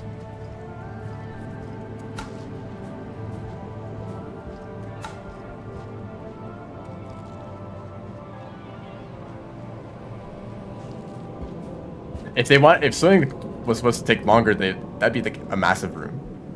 It'd be like 100 screens long.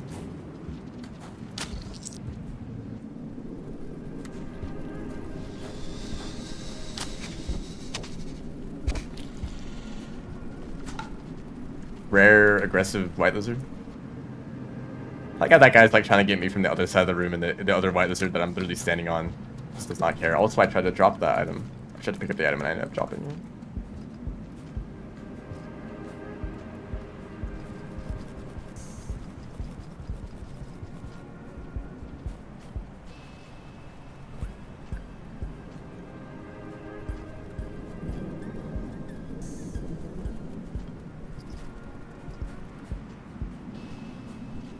This tunnel also sucks.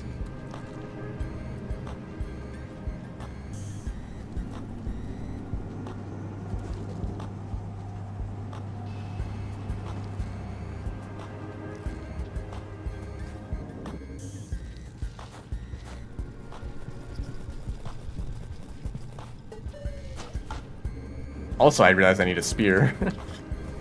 It always happens. There we go. Actually worth going out of my way for this.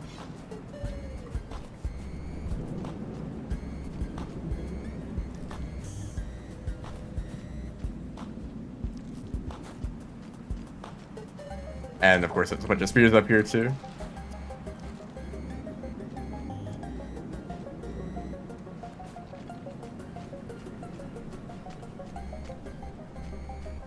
Constant Leviathan anxiety.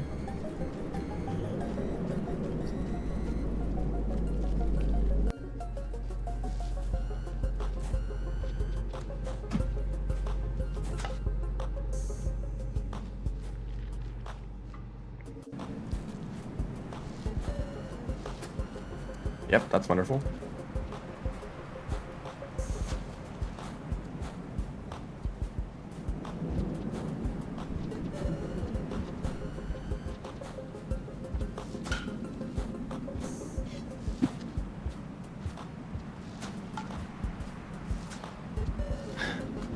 Yeah, E-slimes will never fail you. Until they do.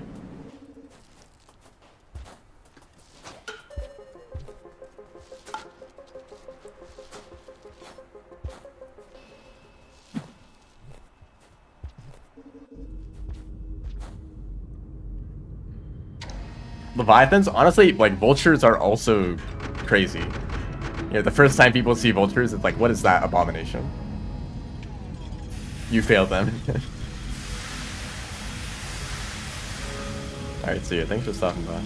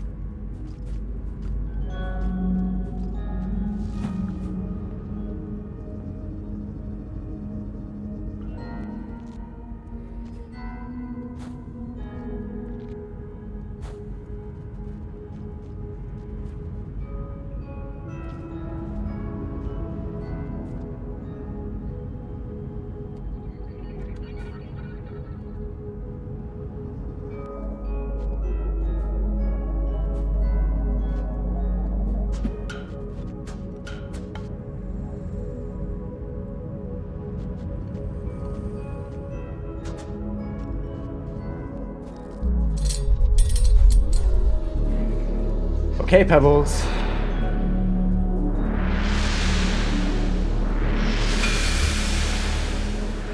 You know, Pebbles, if you want me to leave really quickly, you could just give me some of your neurons. Oh, what? The language reset? Oh, and I changed it. I just forgot to change it back. Well, that sucks.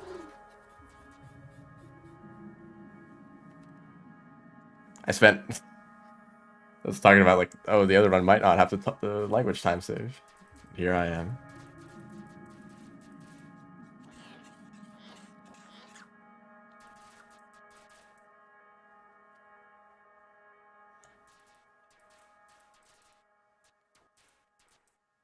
You could wiggle fly out of this room.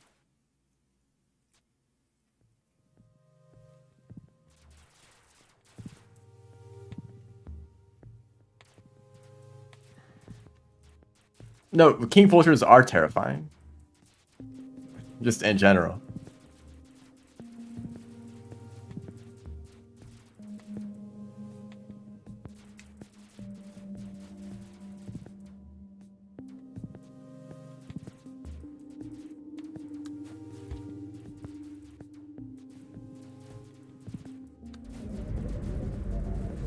Oh well. I guess I'll have to do another attempt then.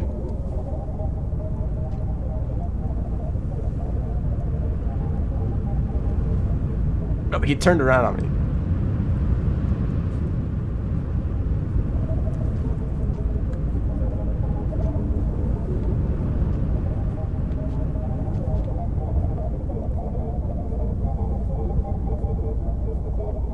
Oh right, I ate a rock.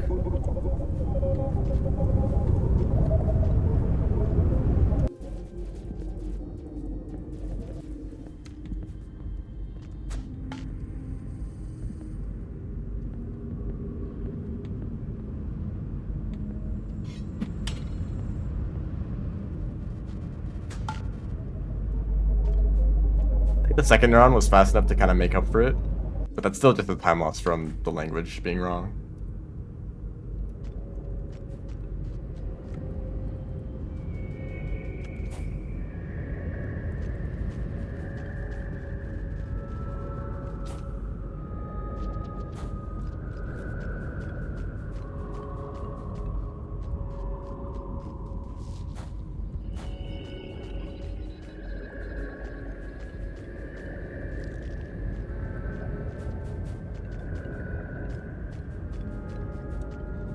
I'm bad at the game all of a sudden.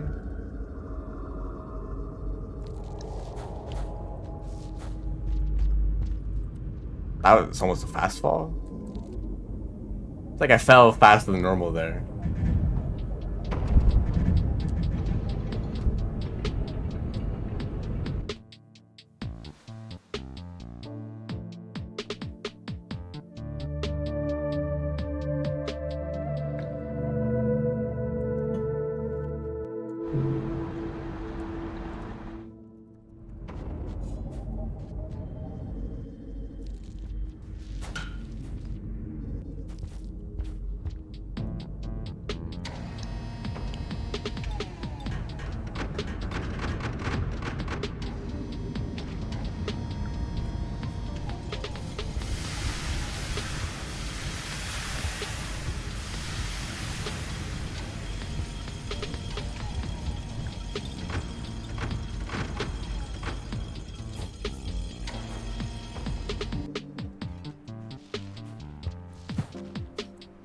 That was kind of awful.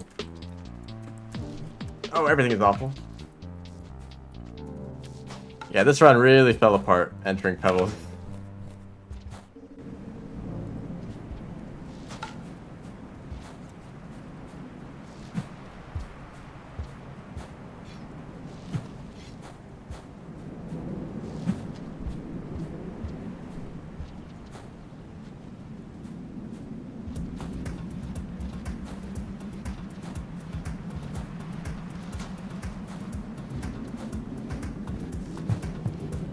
Ah, that's not the best place to do that.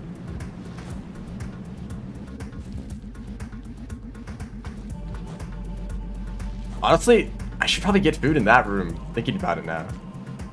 There's all those bat flies just sitting there. It's a bit random whether the bat flies show up or not, but it's pretty common. And they'll like stack on top of each other, so you don't have to walk around to get them. I just didn't want to like stop and count like, are there enough bat flies here to make this worth it? Because I could just go to the spot where I normally eat fruit, because I know that there's enough there. What is this?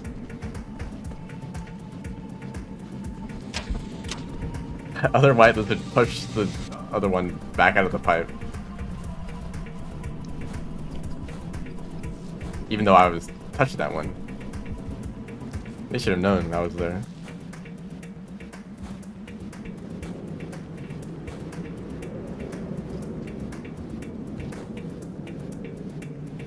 Threat music. I felt mixed about adding threat music to this playlist.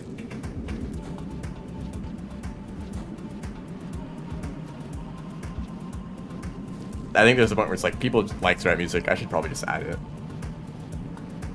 But also, like, I try to pick more, like, chill, more, like, atmospheric music.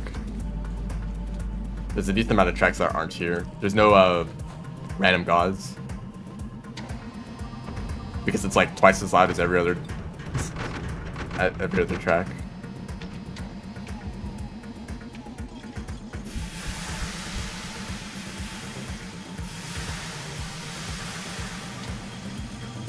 And Kaiba. I think Kaiba is not on the playlist either, but bioengineering is, which I kind of feel like I might just want to remove that one. Or at least to find another video, because it's, like, also a lot louder.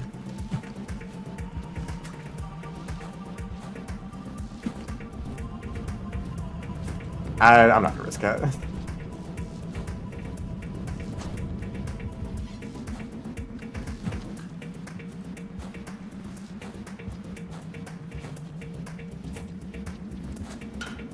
That's a stupid idea. Don't do what I just did.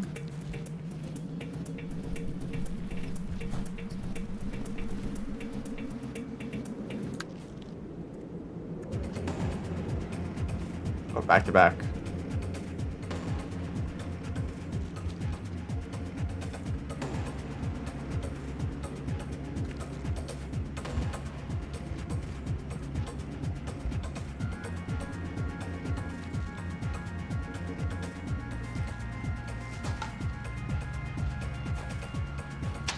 Oh, he got me.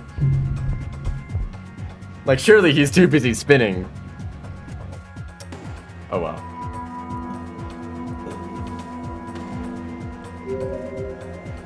Chinese. Okay, try not to make stupid mistakes. Yeah, that white lizard got me mid-spin. Kind of impressive, actually. First time recorded white lizard fighting monk. Yeah. I mean, there's so many white lizards. There's a decent chance of at least one of them being a problem. Especially on the wall. There's just such high density of them. It's kind of unlikely not to just like run into one. But even then, it like just like throw a rock at him and then you're safe. And also, monk can never die. Well, actually, could I have saved myself? That shouldn't have been a lethal bites, right? I'm just not holding an item. I guess I wasn't holding an item because I just throw boosted. And I, of course, can't throw the neuron.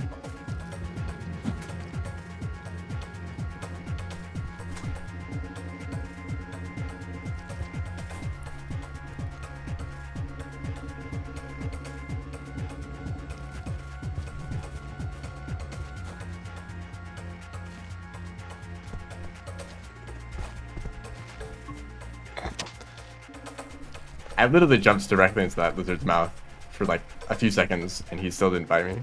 Oh, you, however, would actually be dangerous. I think it's amazing how much people underestimate pink lizards. Like, oh, they're just one of the basic, like, lizard types. They don't have any special abilities. They put all their stats into stats instead of extra abilities. No, they put all their skill points into stats instead of abilities. That's a better way to say it. You know, they can climb poles and that's it. But they're really fast and aggressive. Yeah, they're small red lizards. And they sometimes do look like red lizards. And there's even like an old version of the red lizards, like a really old version. That's basically just a recolored pink lizard. I guess that's what all of them are, but you know, red lizards look very much different now.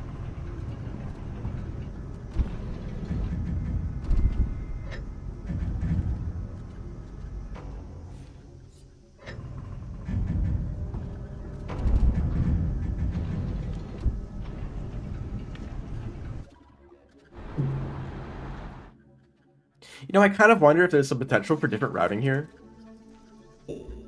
Because karma caching now adds the timer. You used to kind of break the timer and just reset it. So karma caching was always advantageous because you'd basically be getting karma for no time at all. But now karma caching correctly adds to the timer, to the in-game timer. And we need to karma cache here a lot. More than normal because we have to do it to normally you just need level 4 karma, but we need to get level 5 karma plus another one to get the martyr passage from starving. Because we use 2 passages in this run. But maybe you could get like survivor and nomad. Although I think it's like you can only get nomad after getting survivor. Right. It's one of those types. You try to get outlaw. How reasonable would it be to get outlaw in shaded? No, I guess you don't take that route. You take the route that doesn't have as many lantern mice. If you took the top route, which is slightly slower, you could kill a bunch of lantern mice and get outlaw. Would that work? How many do you have to kill? Like, it's not that many, right? That'd be a funny strategy. And then you'd only need to karma cache to level 4 plus a few shelters here and there. 7. That's not that bad. Actually, can monk one-shot lantern mice? They might not be able to.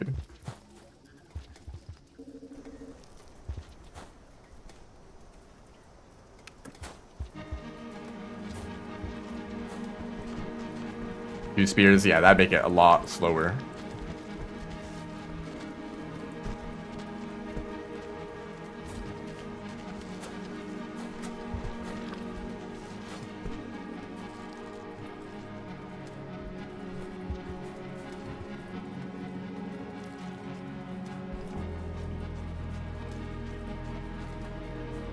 Server challenges? I'm never talking about server challenges. Ignore the fact that I was talking about them earlier today. Monk has story. Canonically, Monk gives a bunch of stuff to Moon. That's the story. That's what we're doing. No, Monk definitely has a special ability of being invisible to like half the creatures in the game. Oh, they should be able to one-shot them? Okay. I wonder if that would be faster than karma caching.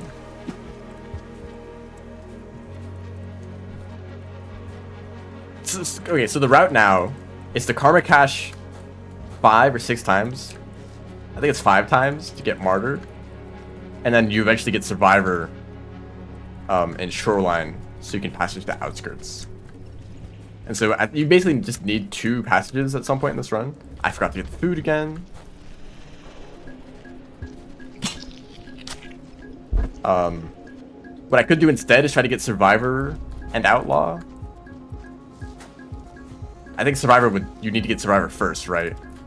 So you might actually need to shelter more. I don't know, it's kind of a mess.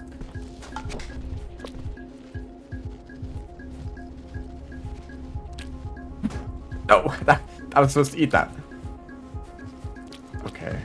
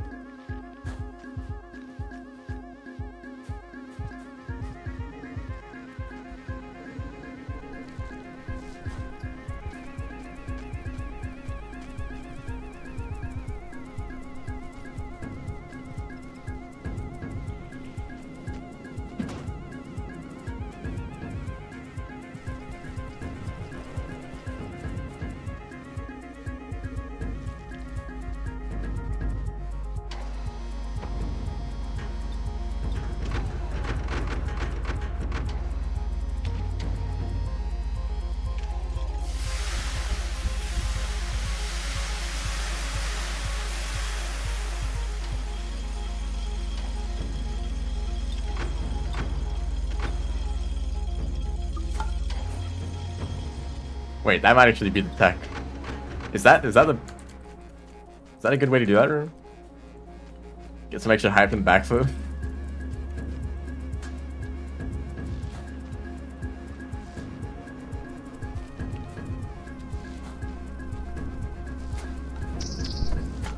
Wait, I should have eaten those. This guy's gonna suck.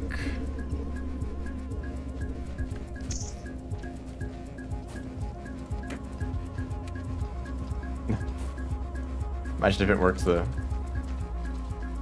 Excuse me.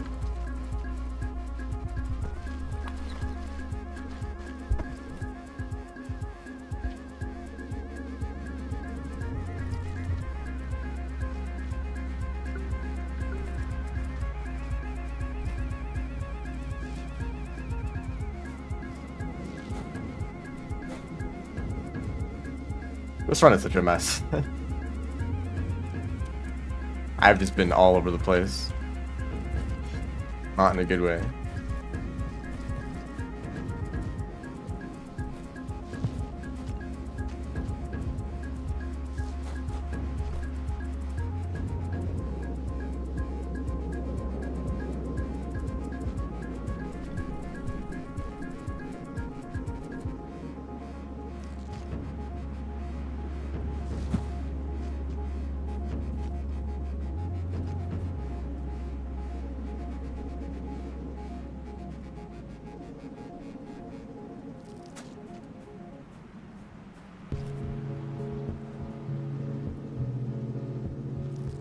Wall pounces kind of take a while to set up at first.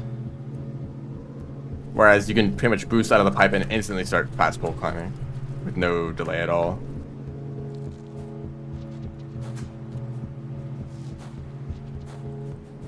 The fastest way to do that room, I think, is actually to do a boost out of the den on the floor there.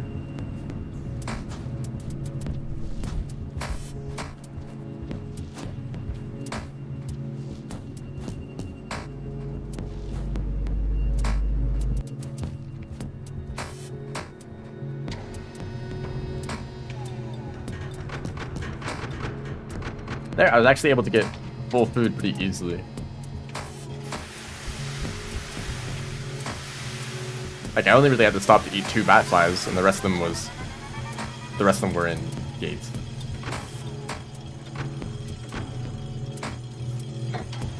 I couldn't decide what to do.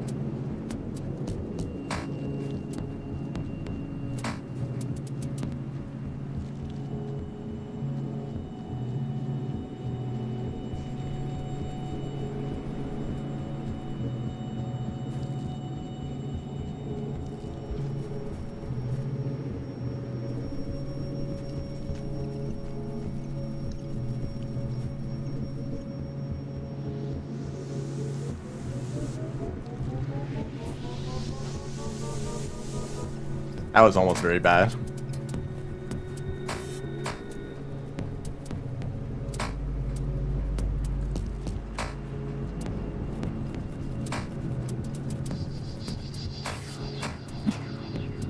So many items here compared to last time.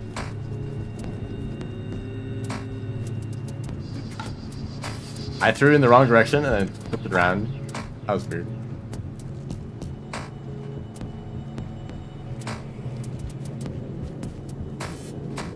That's a weird thing that kind of takes some time to get used to.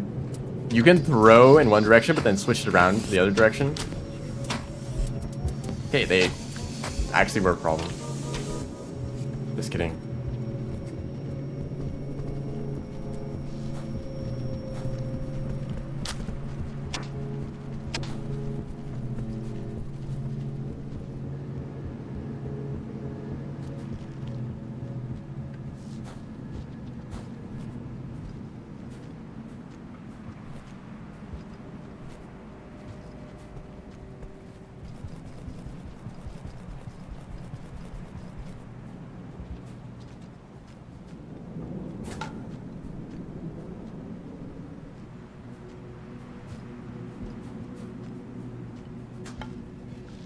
actually getting a spear before this room is coming up. Impossible.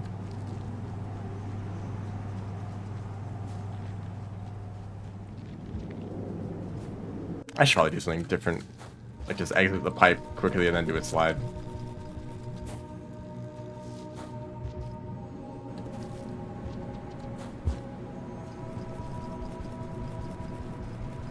Throw boost up, yep.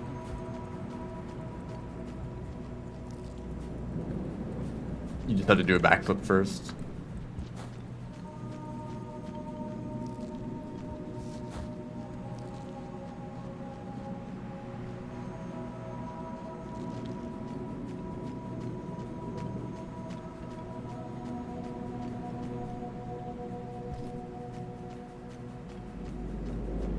I believe you also have to enable a certain remix setting. Like extra throw directions or something like that.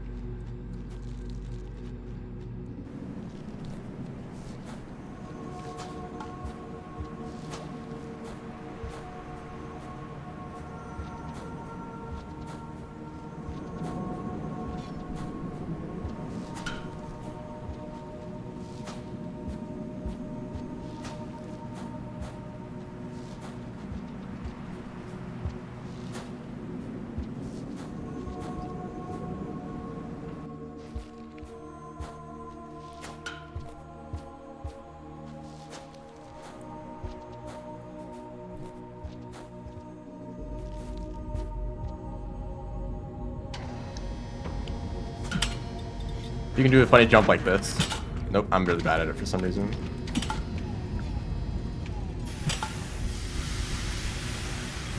Yeah, like that. Yeah, you can throw boost upwards. If you want height but you don't want to do some tech, do a backflip and throw up. I guess that is also tech, but I find it easier than most other ways to get height.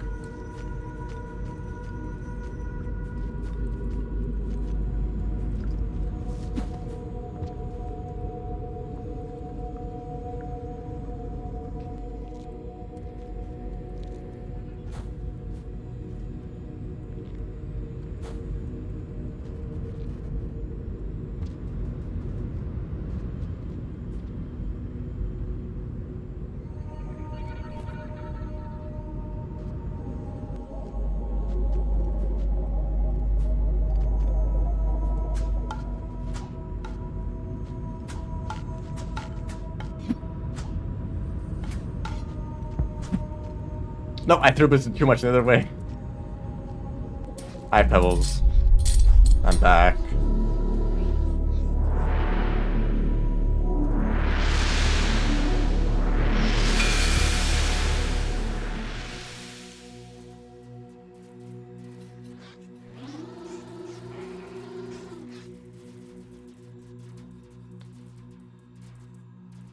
I think Pebbles could make tea.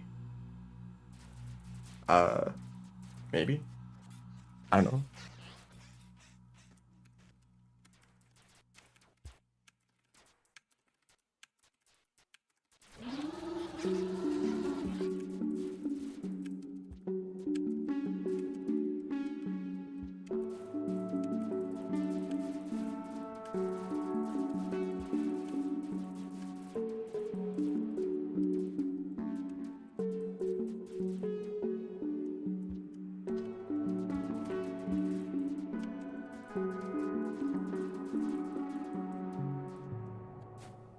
Brought tea.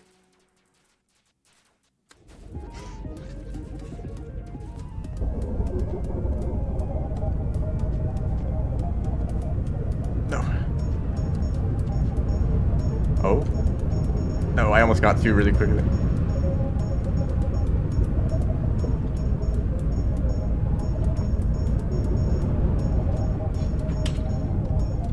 Get back here.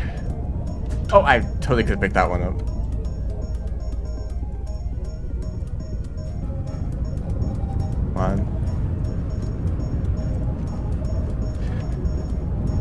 I don't want to jump in that direction. I guess I should have.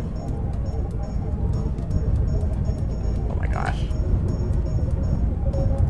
Get over here. I threw a rock at that one.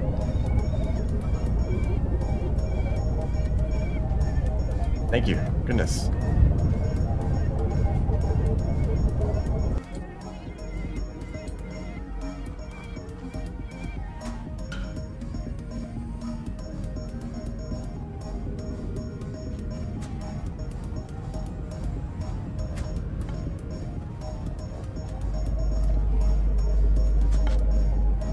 I should get that rock.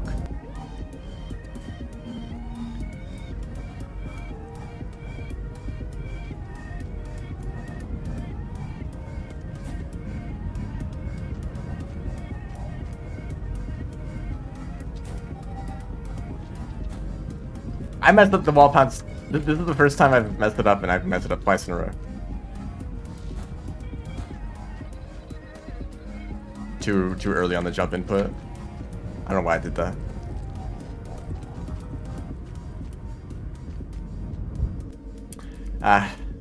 That took way too long to get that neuron.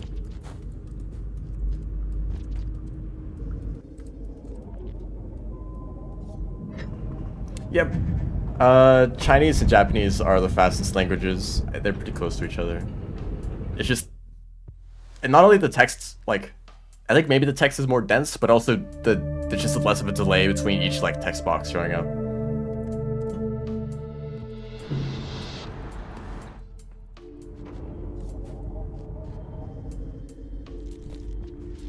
The dialogue is already a little bit fast for English. Like if you, unless you're really fast at reading in this other languages, it might be really hard to keep up.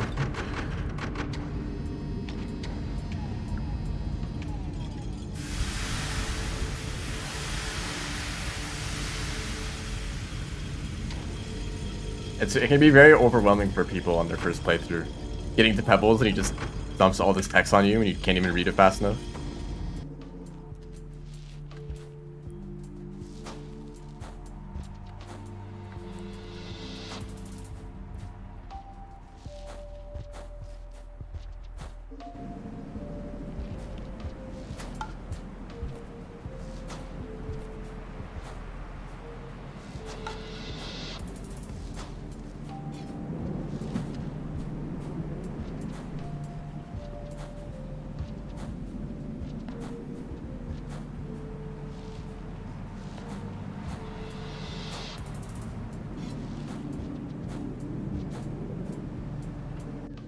Screenshot. Just screenshot all the dialogue. And then read it later. Yeah, I think these bat flies are actually like some of the best places to get food.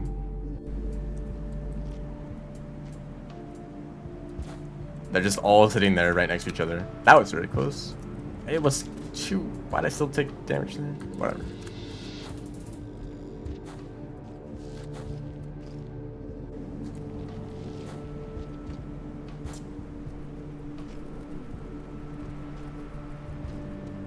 You were so close to being in the perfect spot.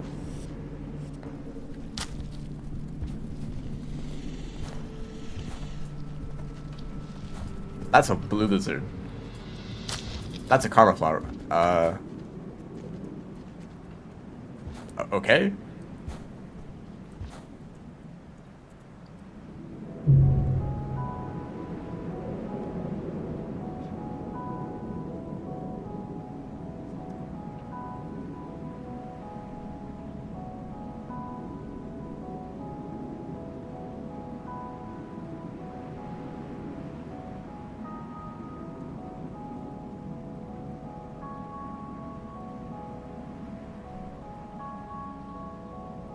I think that was one frame off.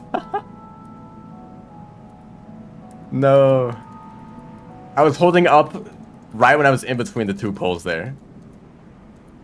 If I had held it for like 2 more frames, or if I pressed it 1 frame earlier, I would have grabbed either of those poles. That's neat. Also, why was there a karma flower there? Actually.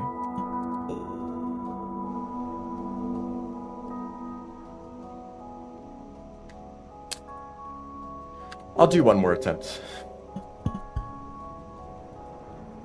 Yeah, Frank Perfect Death. But I did just press the button too late, so that was the problem. And then I shouldn't have released it for any reason.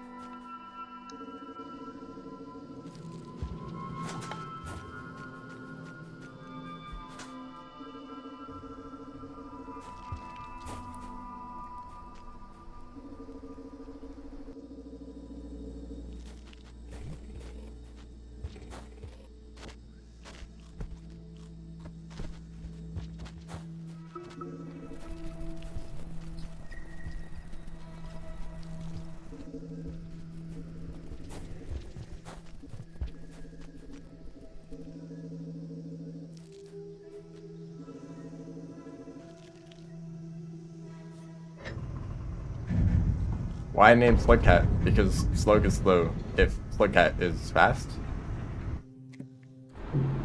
Why is it called the oven when you oven the cold food of out hot, eat the food?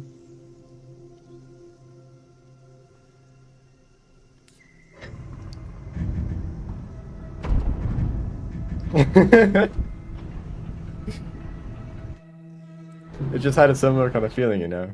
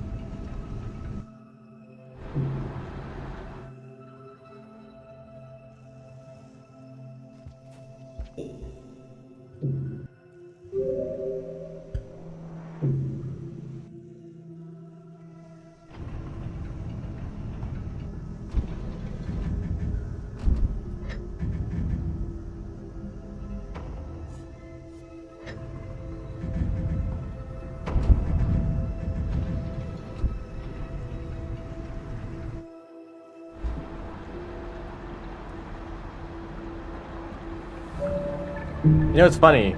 I changed my map button for the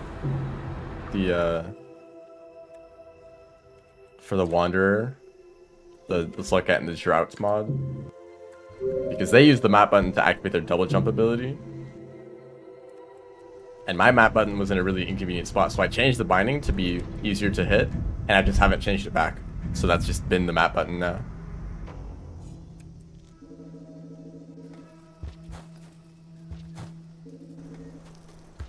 Oh, no dragon skip for you. There's a rock down there, but I don't want to bother.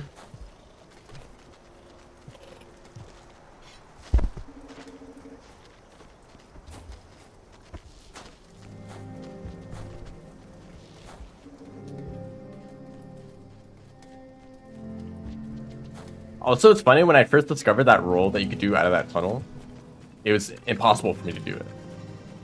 Like, how do you do this roll? It seems impossible. And then one day I just decided to figure it out.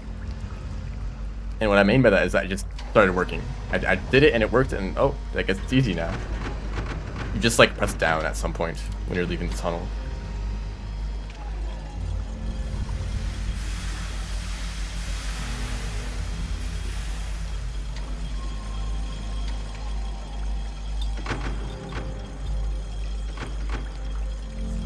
If I gotta add movement tech, what would I add? Add movement tech.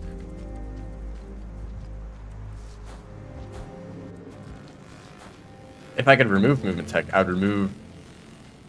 Well, actually, I would probably want to think about that a lot more.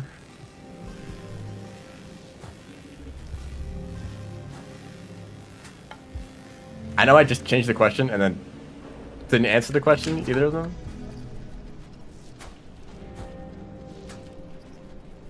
I don't know. It's not like, oh, I wish I could do this, you know. Boing. Oh, and now they're being awful.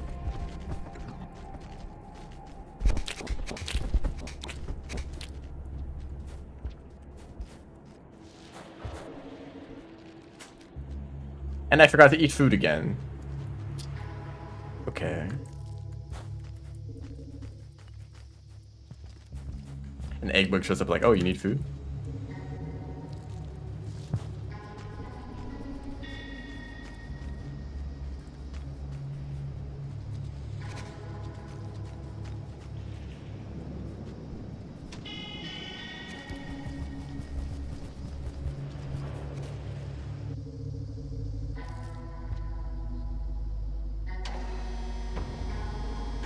Oh, if this egg bug was a bit... Well, I don't even have a way to kill it. Could throw like a rock at it 50 times. Upward pounce? I mean, you can move backflip. Like, if you want height... I guess there's not really a good way to get a lot of height, but that's kind of the point. That's why poles exist.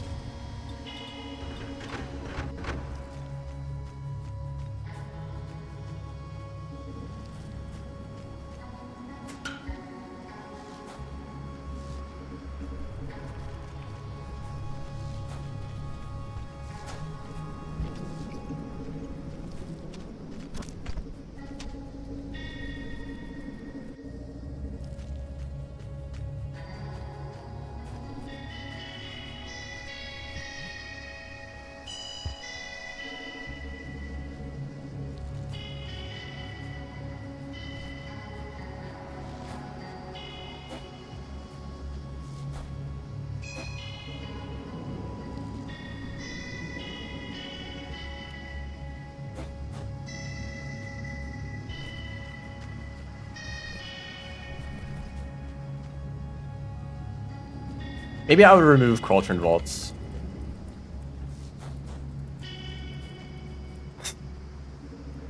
Maybe that's what I would do.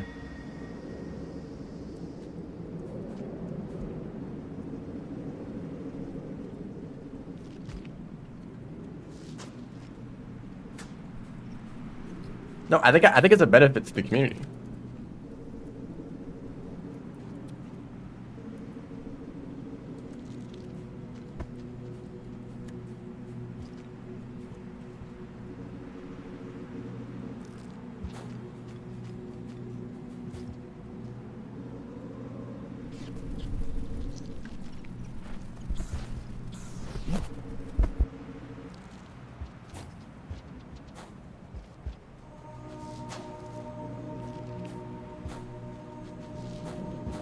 That was very close.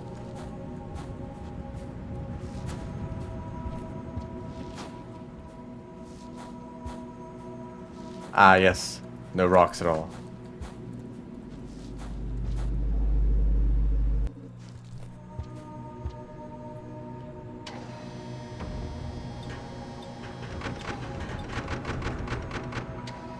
Cauldron walk lines? No, they're funny though.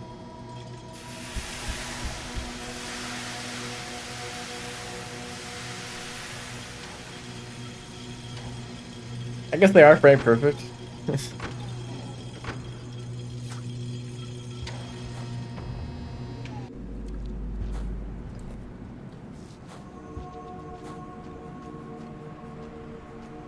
They're very funny.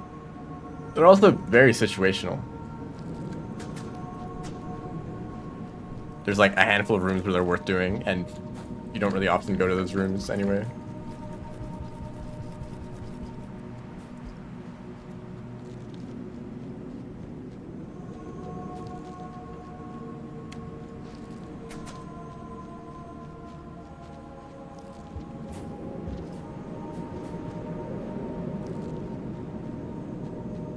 It's not like there's many situations where like a crawl or a crawl from wall climb is like way faster that you have to do it, or in a way that like lets you skip something that you couldn't do otherwise. Like vaults are like extremely difficult, but they can let you get to some areas early. Which, like, most of the time it really does not make a big difference. Most of the time you can use spears in walls or a squicada or I don't know, like whatever else to gain height. Or you could just do this like frame perfect. It's not even frame perfect. It's like more than frame perfect. Like it's multiple inputs that you need to do in sequence with like perfect timing or very close to perfect timing.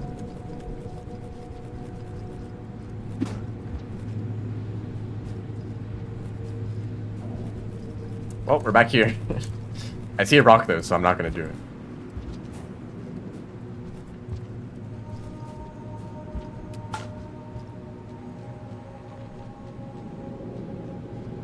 I really don't understand it. I feel like some people can just do crawl turn vaults and other people can't.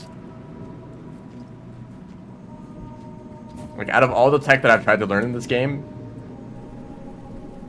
crawl turn vaults were by far the least consistent.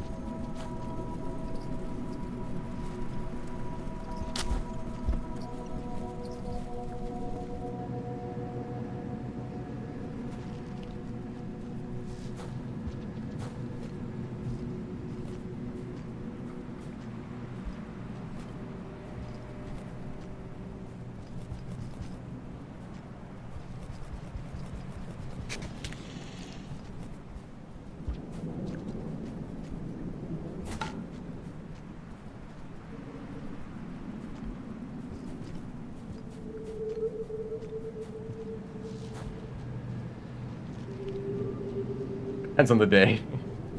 Yeah.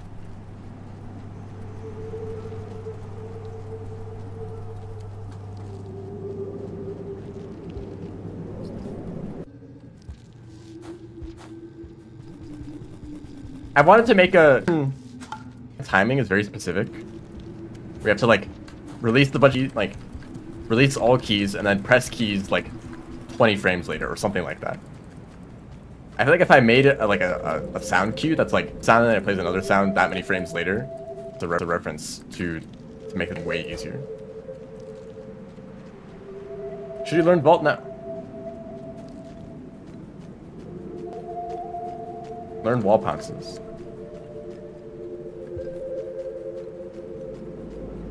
Buffering again, yippee.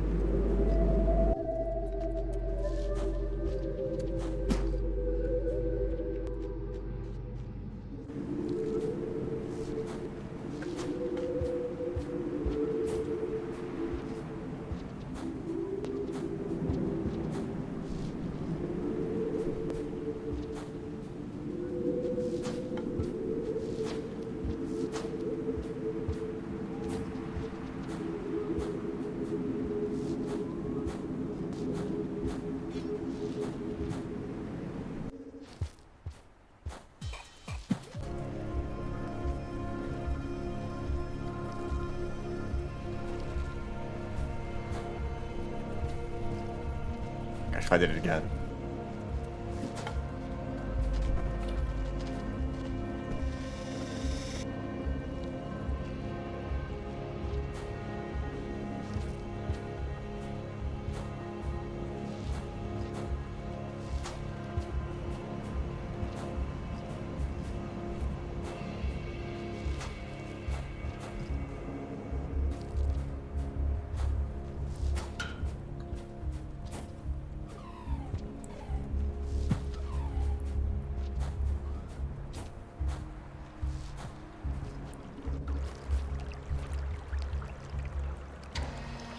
$15,000 bit rate.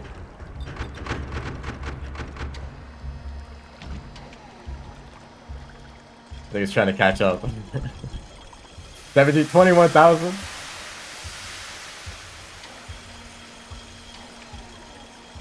Hello, is the stream back?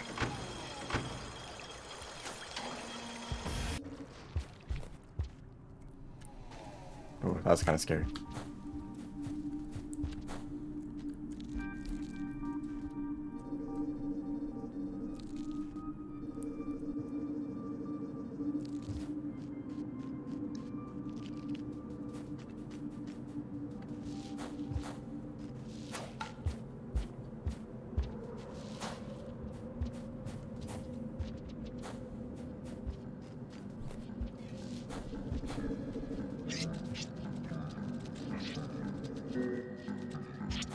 Have to get outlaw.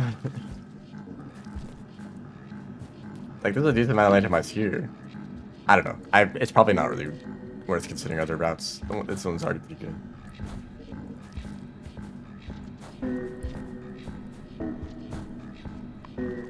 Oh.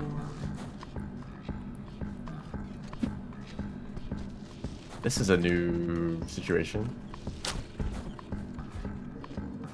What bitrate setting do I use? It's like a...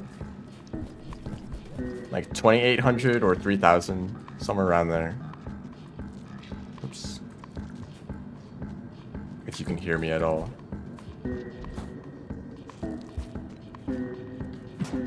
That was kind of dangerous. That was also dangerous.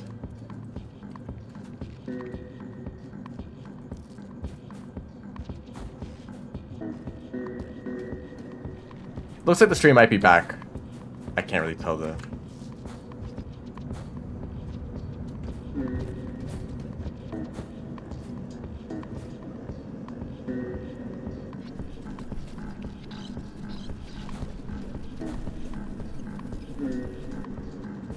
Yeah, the stream was lagging.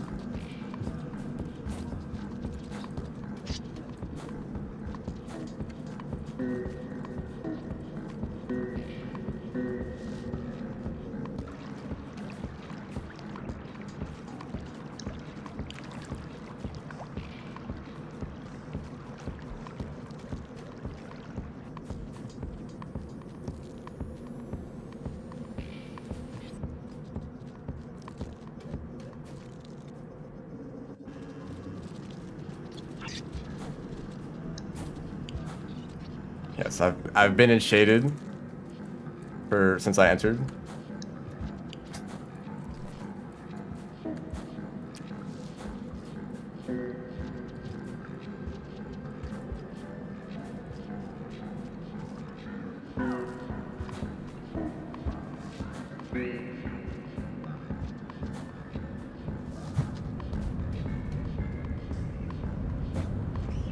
That was kind of slow.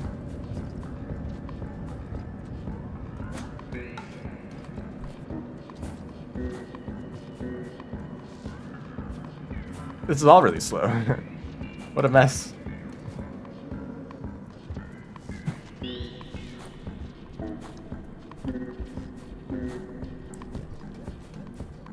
I already ate food. It's not raining. Makes me think that I have hopes of getting to the right shelter. Oh, I have plenty of time.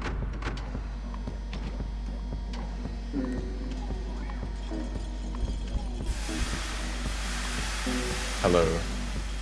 Welcome back, everyone. Yeah, I went to the lag instead of the lig, unfortunately.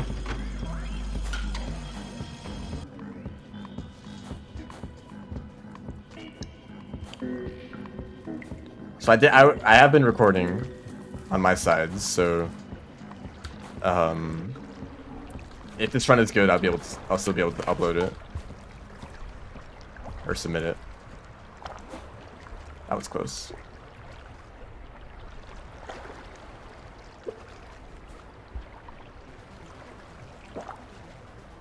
So I really need to think about how I'm going to do the hand swap.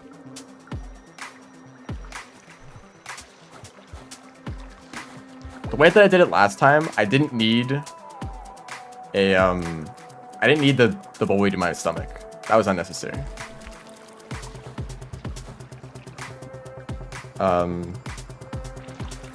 And me trying to get that ended up costing a lot of time because the jetfish got away and I had to go and get them again, right?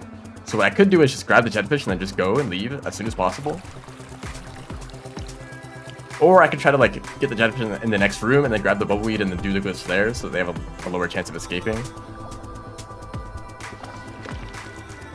I could try to do the hand swap glitch with the bubbleweed in that room so I could then swallow it in the gate, or just keep the glitch active. Actually, I can't because you have to you're forced to throw the jetfish in order to navigate through those rooms.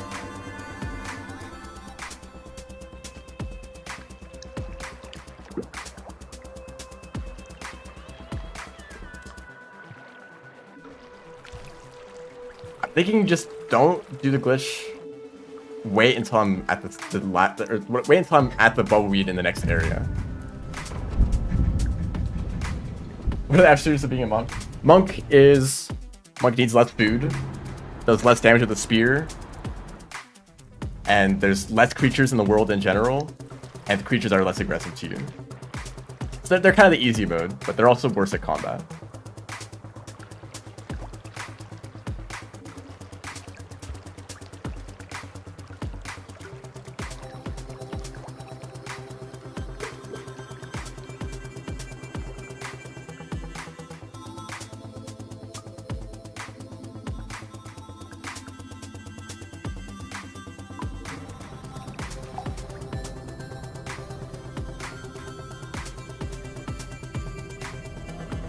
I forgot I'm stock repeat here.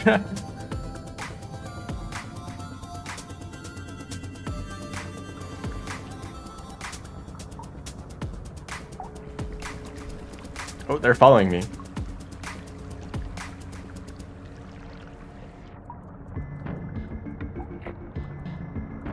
Where's the jetfish? Are they doing their little loops?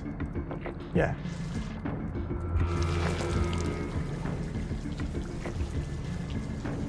Oh wait, I actually got the hand swap. I didn't intend to. I intended to do it, but I thought it would work differently. Right. Okay. Like they were in the wrong hand already.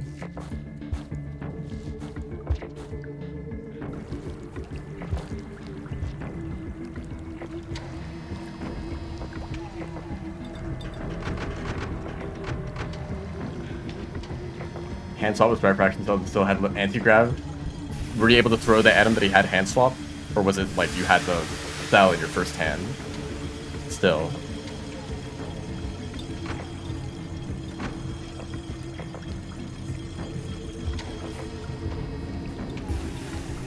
It is kind of awful to carry the jetfish around for these first few rooms.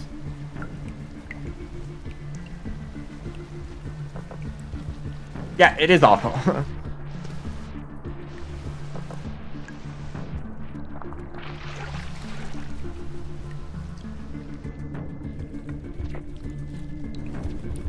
Oh, don't accidentally throw a spear at them.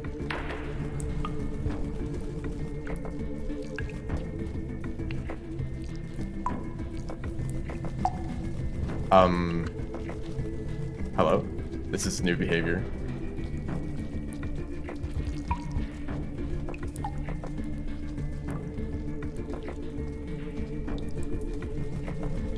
Why is that happening? That's never happened to me before when I tested this. This might just end up being a huge time loss. Okay,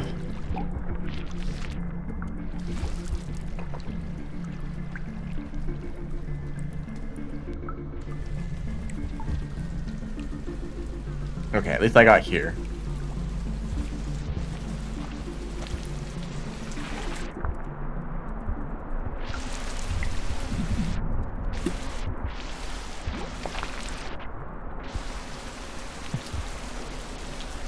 And he got away.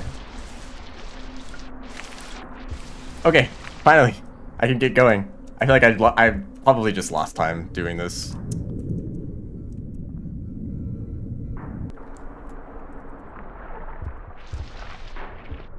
Compared to just the old route without the jetfish.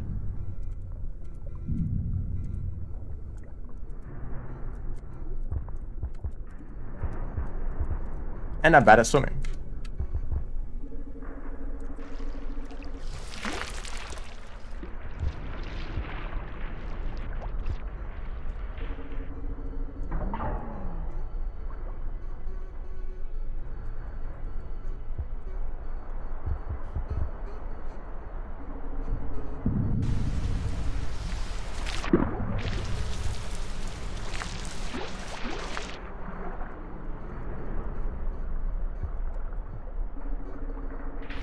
Leviathan dodge.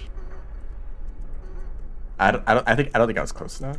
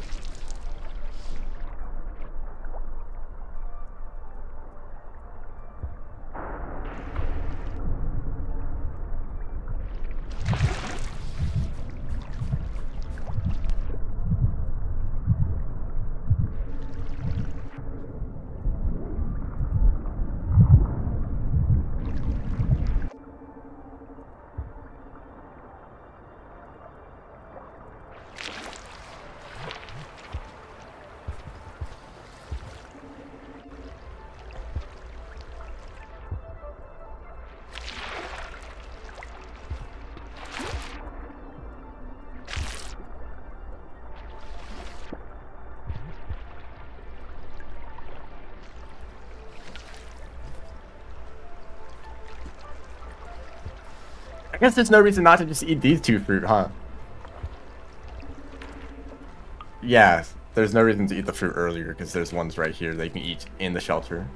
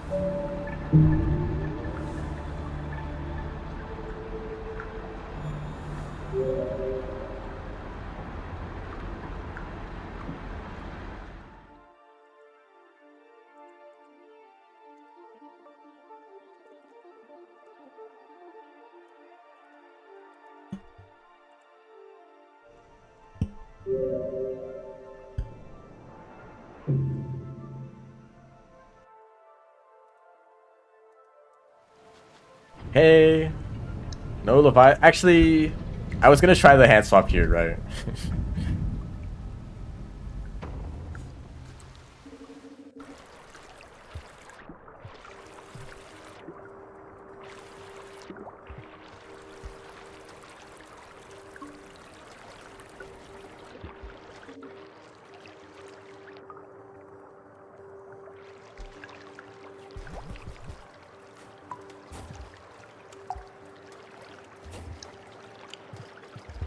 Unfortunate.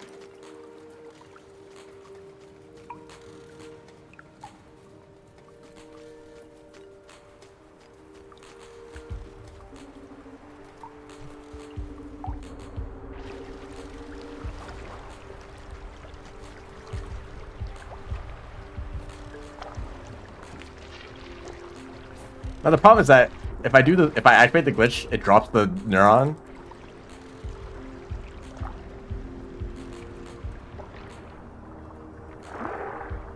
And also I have to grab a jetfish. Oh, that didn't work. Okay. Well, never mind then. I just keep wasting my time this round. And at this point, I can't do the glitch at all. It's just going to drop the neuron into the abyss.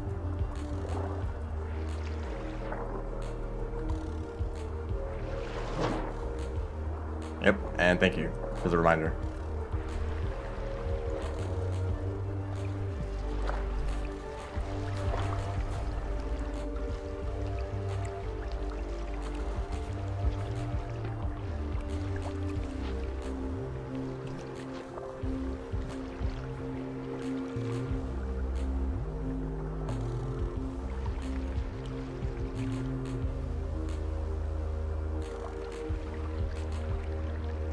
Foreshadowing.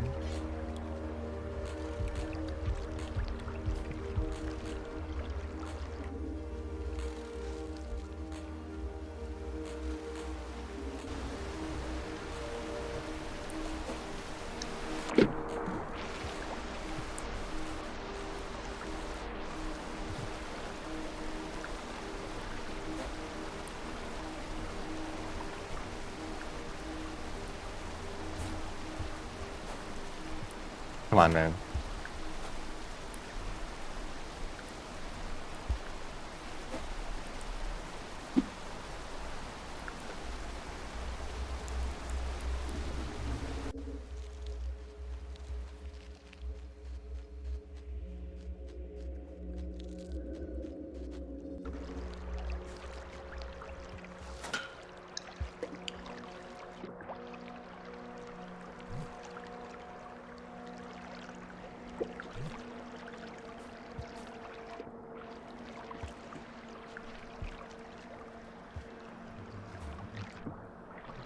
Okay, she still picked it up a little bit faster. Not great though. I guess I should test if I can just throw it directly at her. Or I guess maybe walk up to the top platform and then drop the cloak.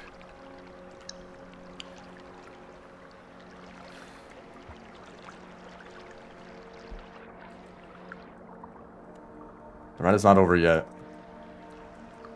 We still have a lot, like 20 more minutes. Yep, Outer Expanse ending.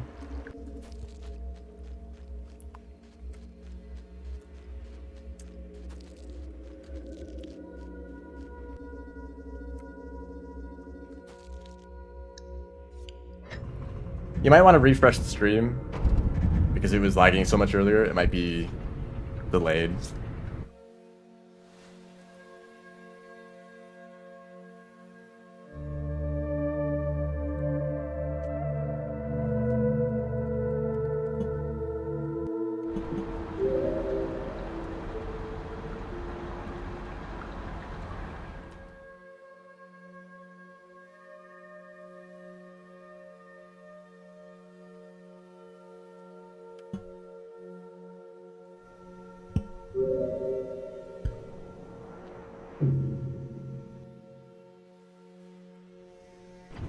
Oh, we're back here. Which means we might die. Don't die to a green lizard at least. That's my goal now.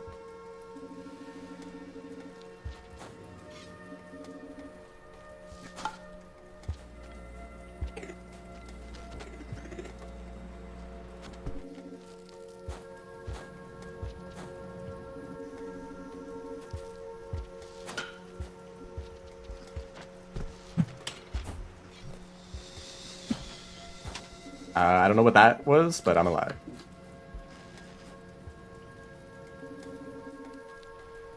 I have done Pebbles percent runs where I make it all the way to Pebbles, and then I make it back to Outskirts, and I immediately just die to that green.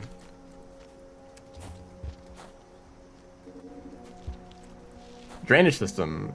Because drainage leads to filtration, which leads to Outer Expanse. Farm raise just takes too long.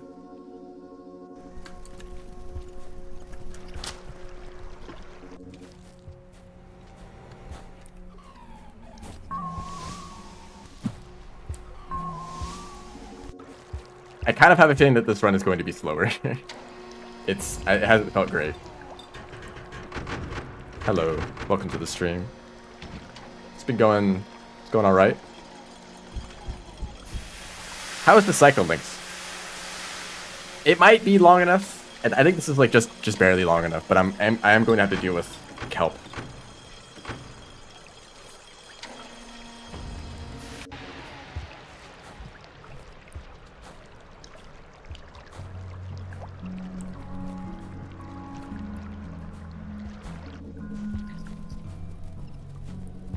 This room is awful.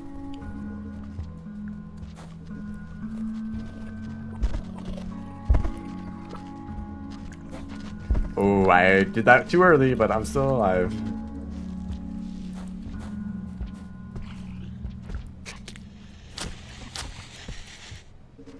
That's a surprise.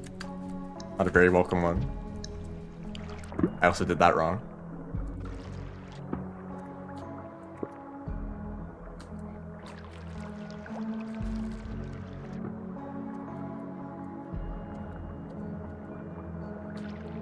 Also, Outer Expanse music. It knows.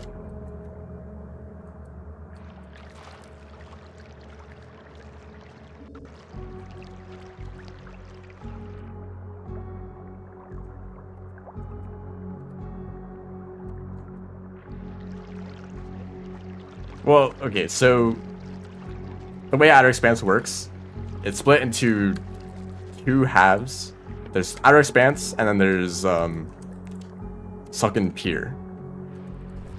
So when you enter from Subterranean, you're in Sunken Pier, and it takes a few rooms to get to like the main part of Outer Expanse.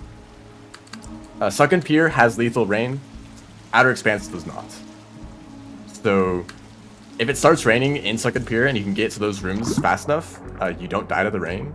But when it's raining, some creatures spawn in that don't normally show up, which mainly means a bunch of kelp. There's one kelp in particular that's quite dangerous. Luckily, I think I have a better way to deal with it now with a new strategy. But, you know, that kelp is still kind of scary. And also, everything is darker, so it's a bit hard to see. And I don't have Neuron Glue.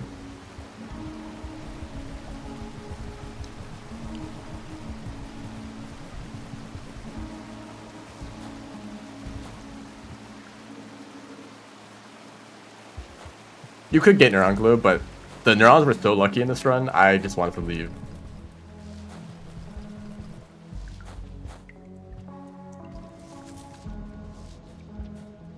Yeah, I guess that makes up for some of the other problems. Not really, though. And also, I'm not quite sure how much time the Jetfish saves, since I spent so much time.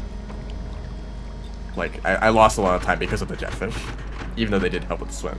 So, I don't know, it probably just balances out, and maybe I lost a bit of time in the end. Filtration is one of the most dangerous places of the run. So this is kind of scary.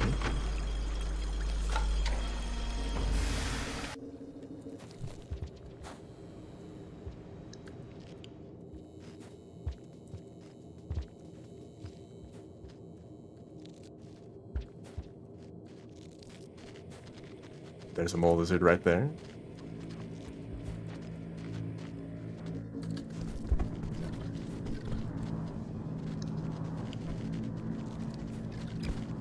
Why are you there? There's a mole lizard in the one tunnel that I want to take. I think they're moving. Yeah, they're just moving.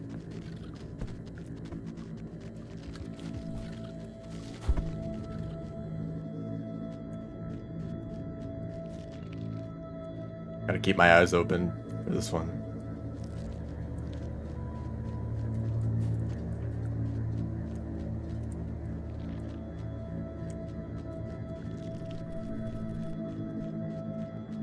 Also, there's a pearl over there, and I think that pearl is only there for Monk. Maybe also Riv, I'm not sure.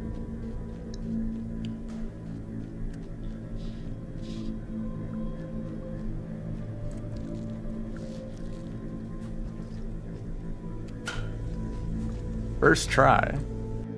And then Caramel Lizard. Nope.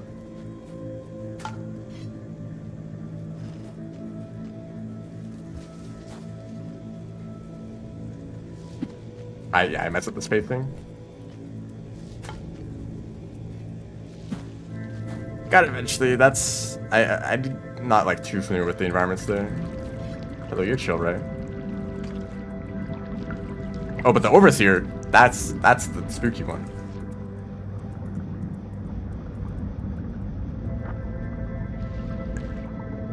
Actually kind of scary. Okay, they're chill with Monk.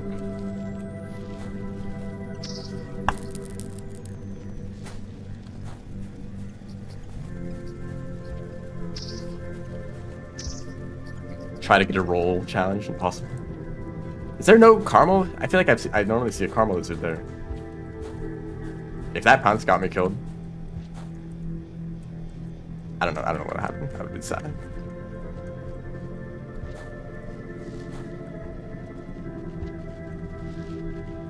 This pipe, yeah, this pipe right here used to be a den, a shelter. Hi.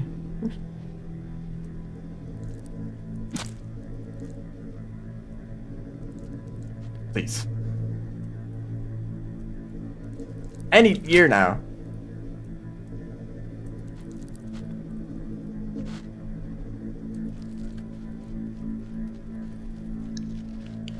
I feel like Downpour has a bad habit of adding massive centipedes to Monk's campaign. Unless that centipede was always there.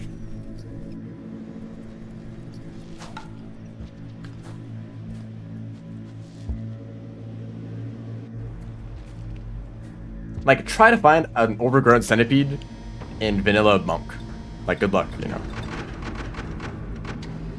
But try to find a Downpour, there's probably like 3.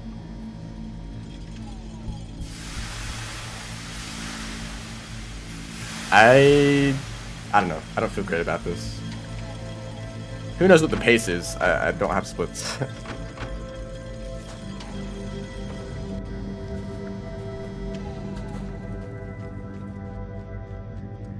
Get some spiders in this next room.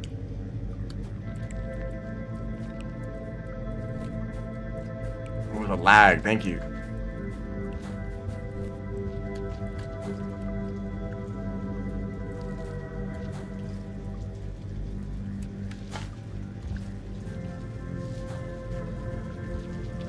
That's a really good spot for an E-slide.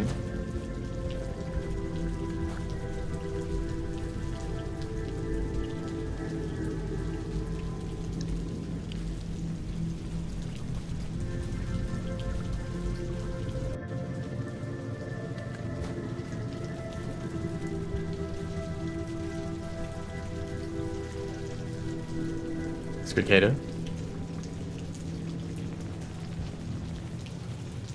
Honestly, not a horrible idea to pick up a cicada here. Like, if you want to, like, it would probably help a lot. I don't know if it's faster though. Like you could climb up on top of that in this room.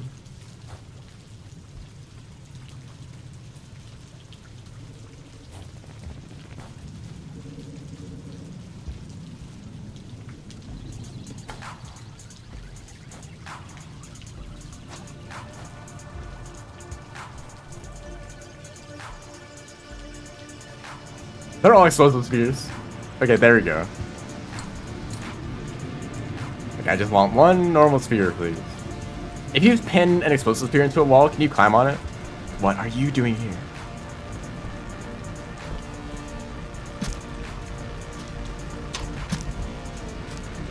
I somehow stabbed him twice.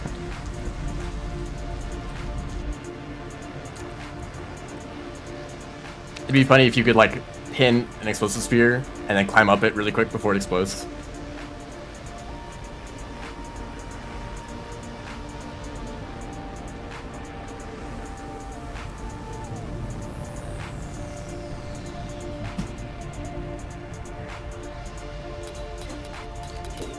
No, don't tell me.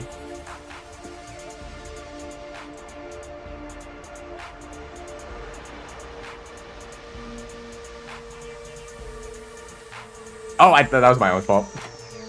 I pressed up. If it was the rain that killed me, though, that'd be funny to blame it.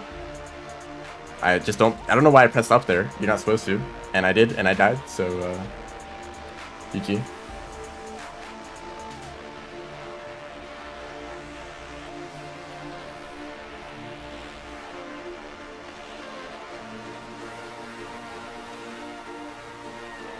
Oh well.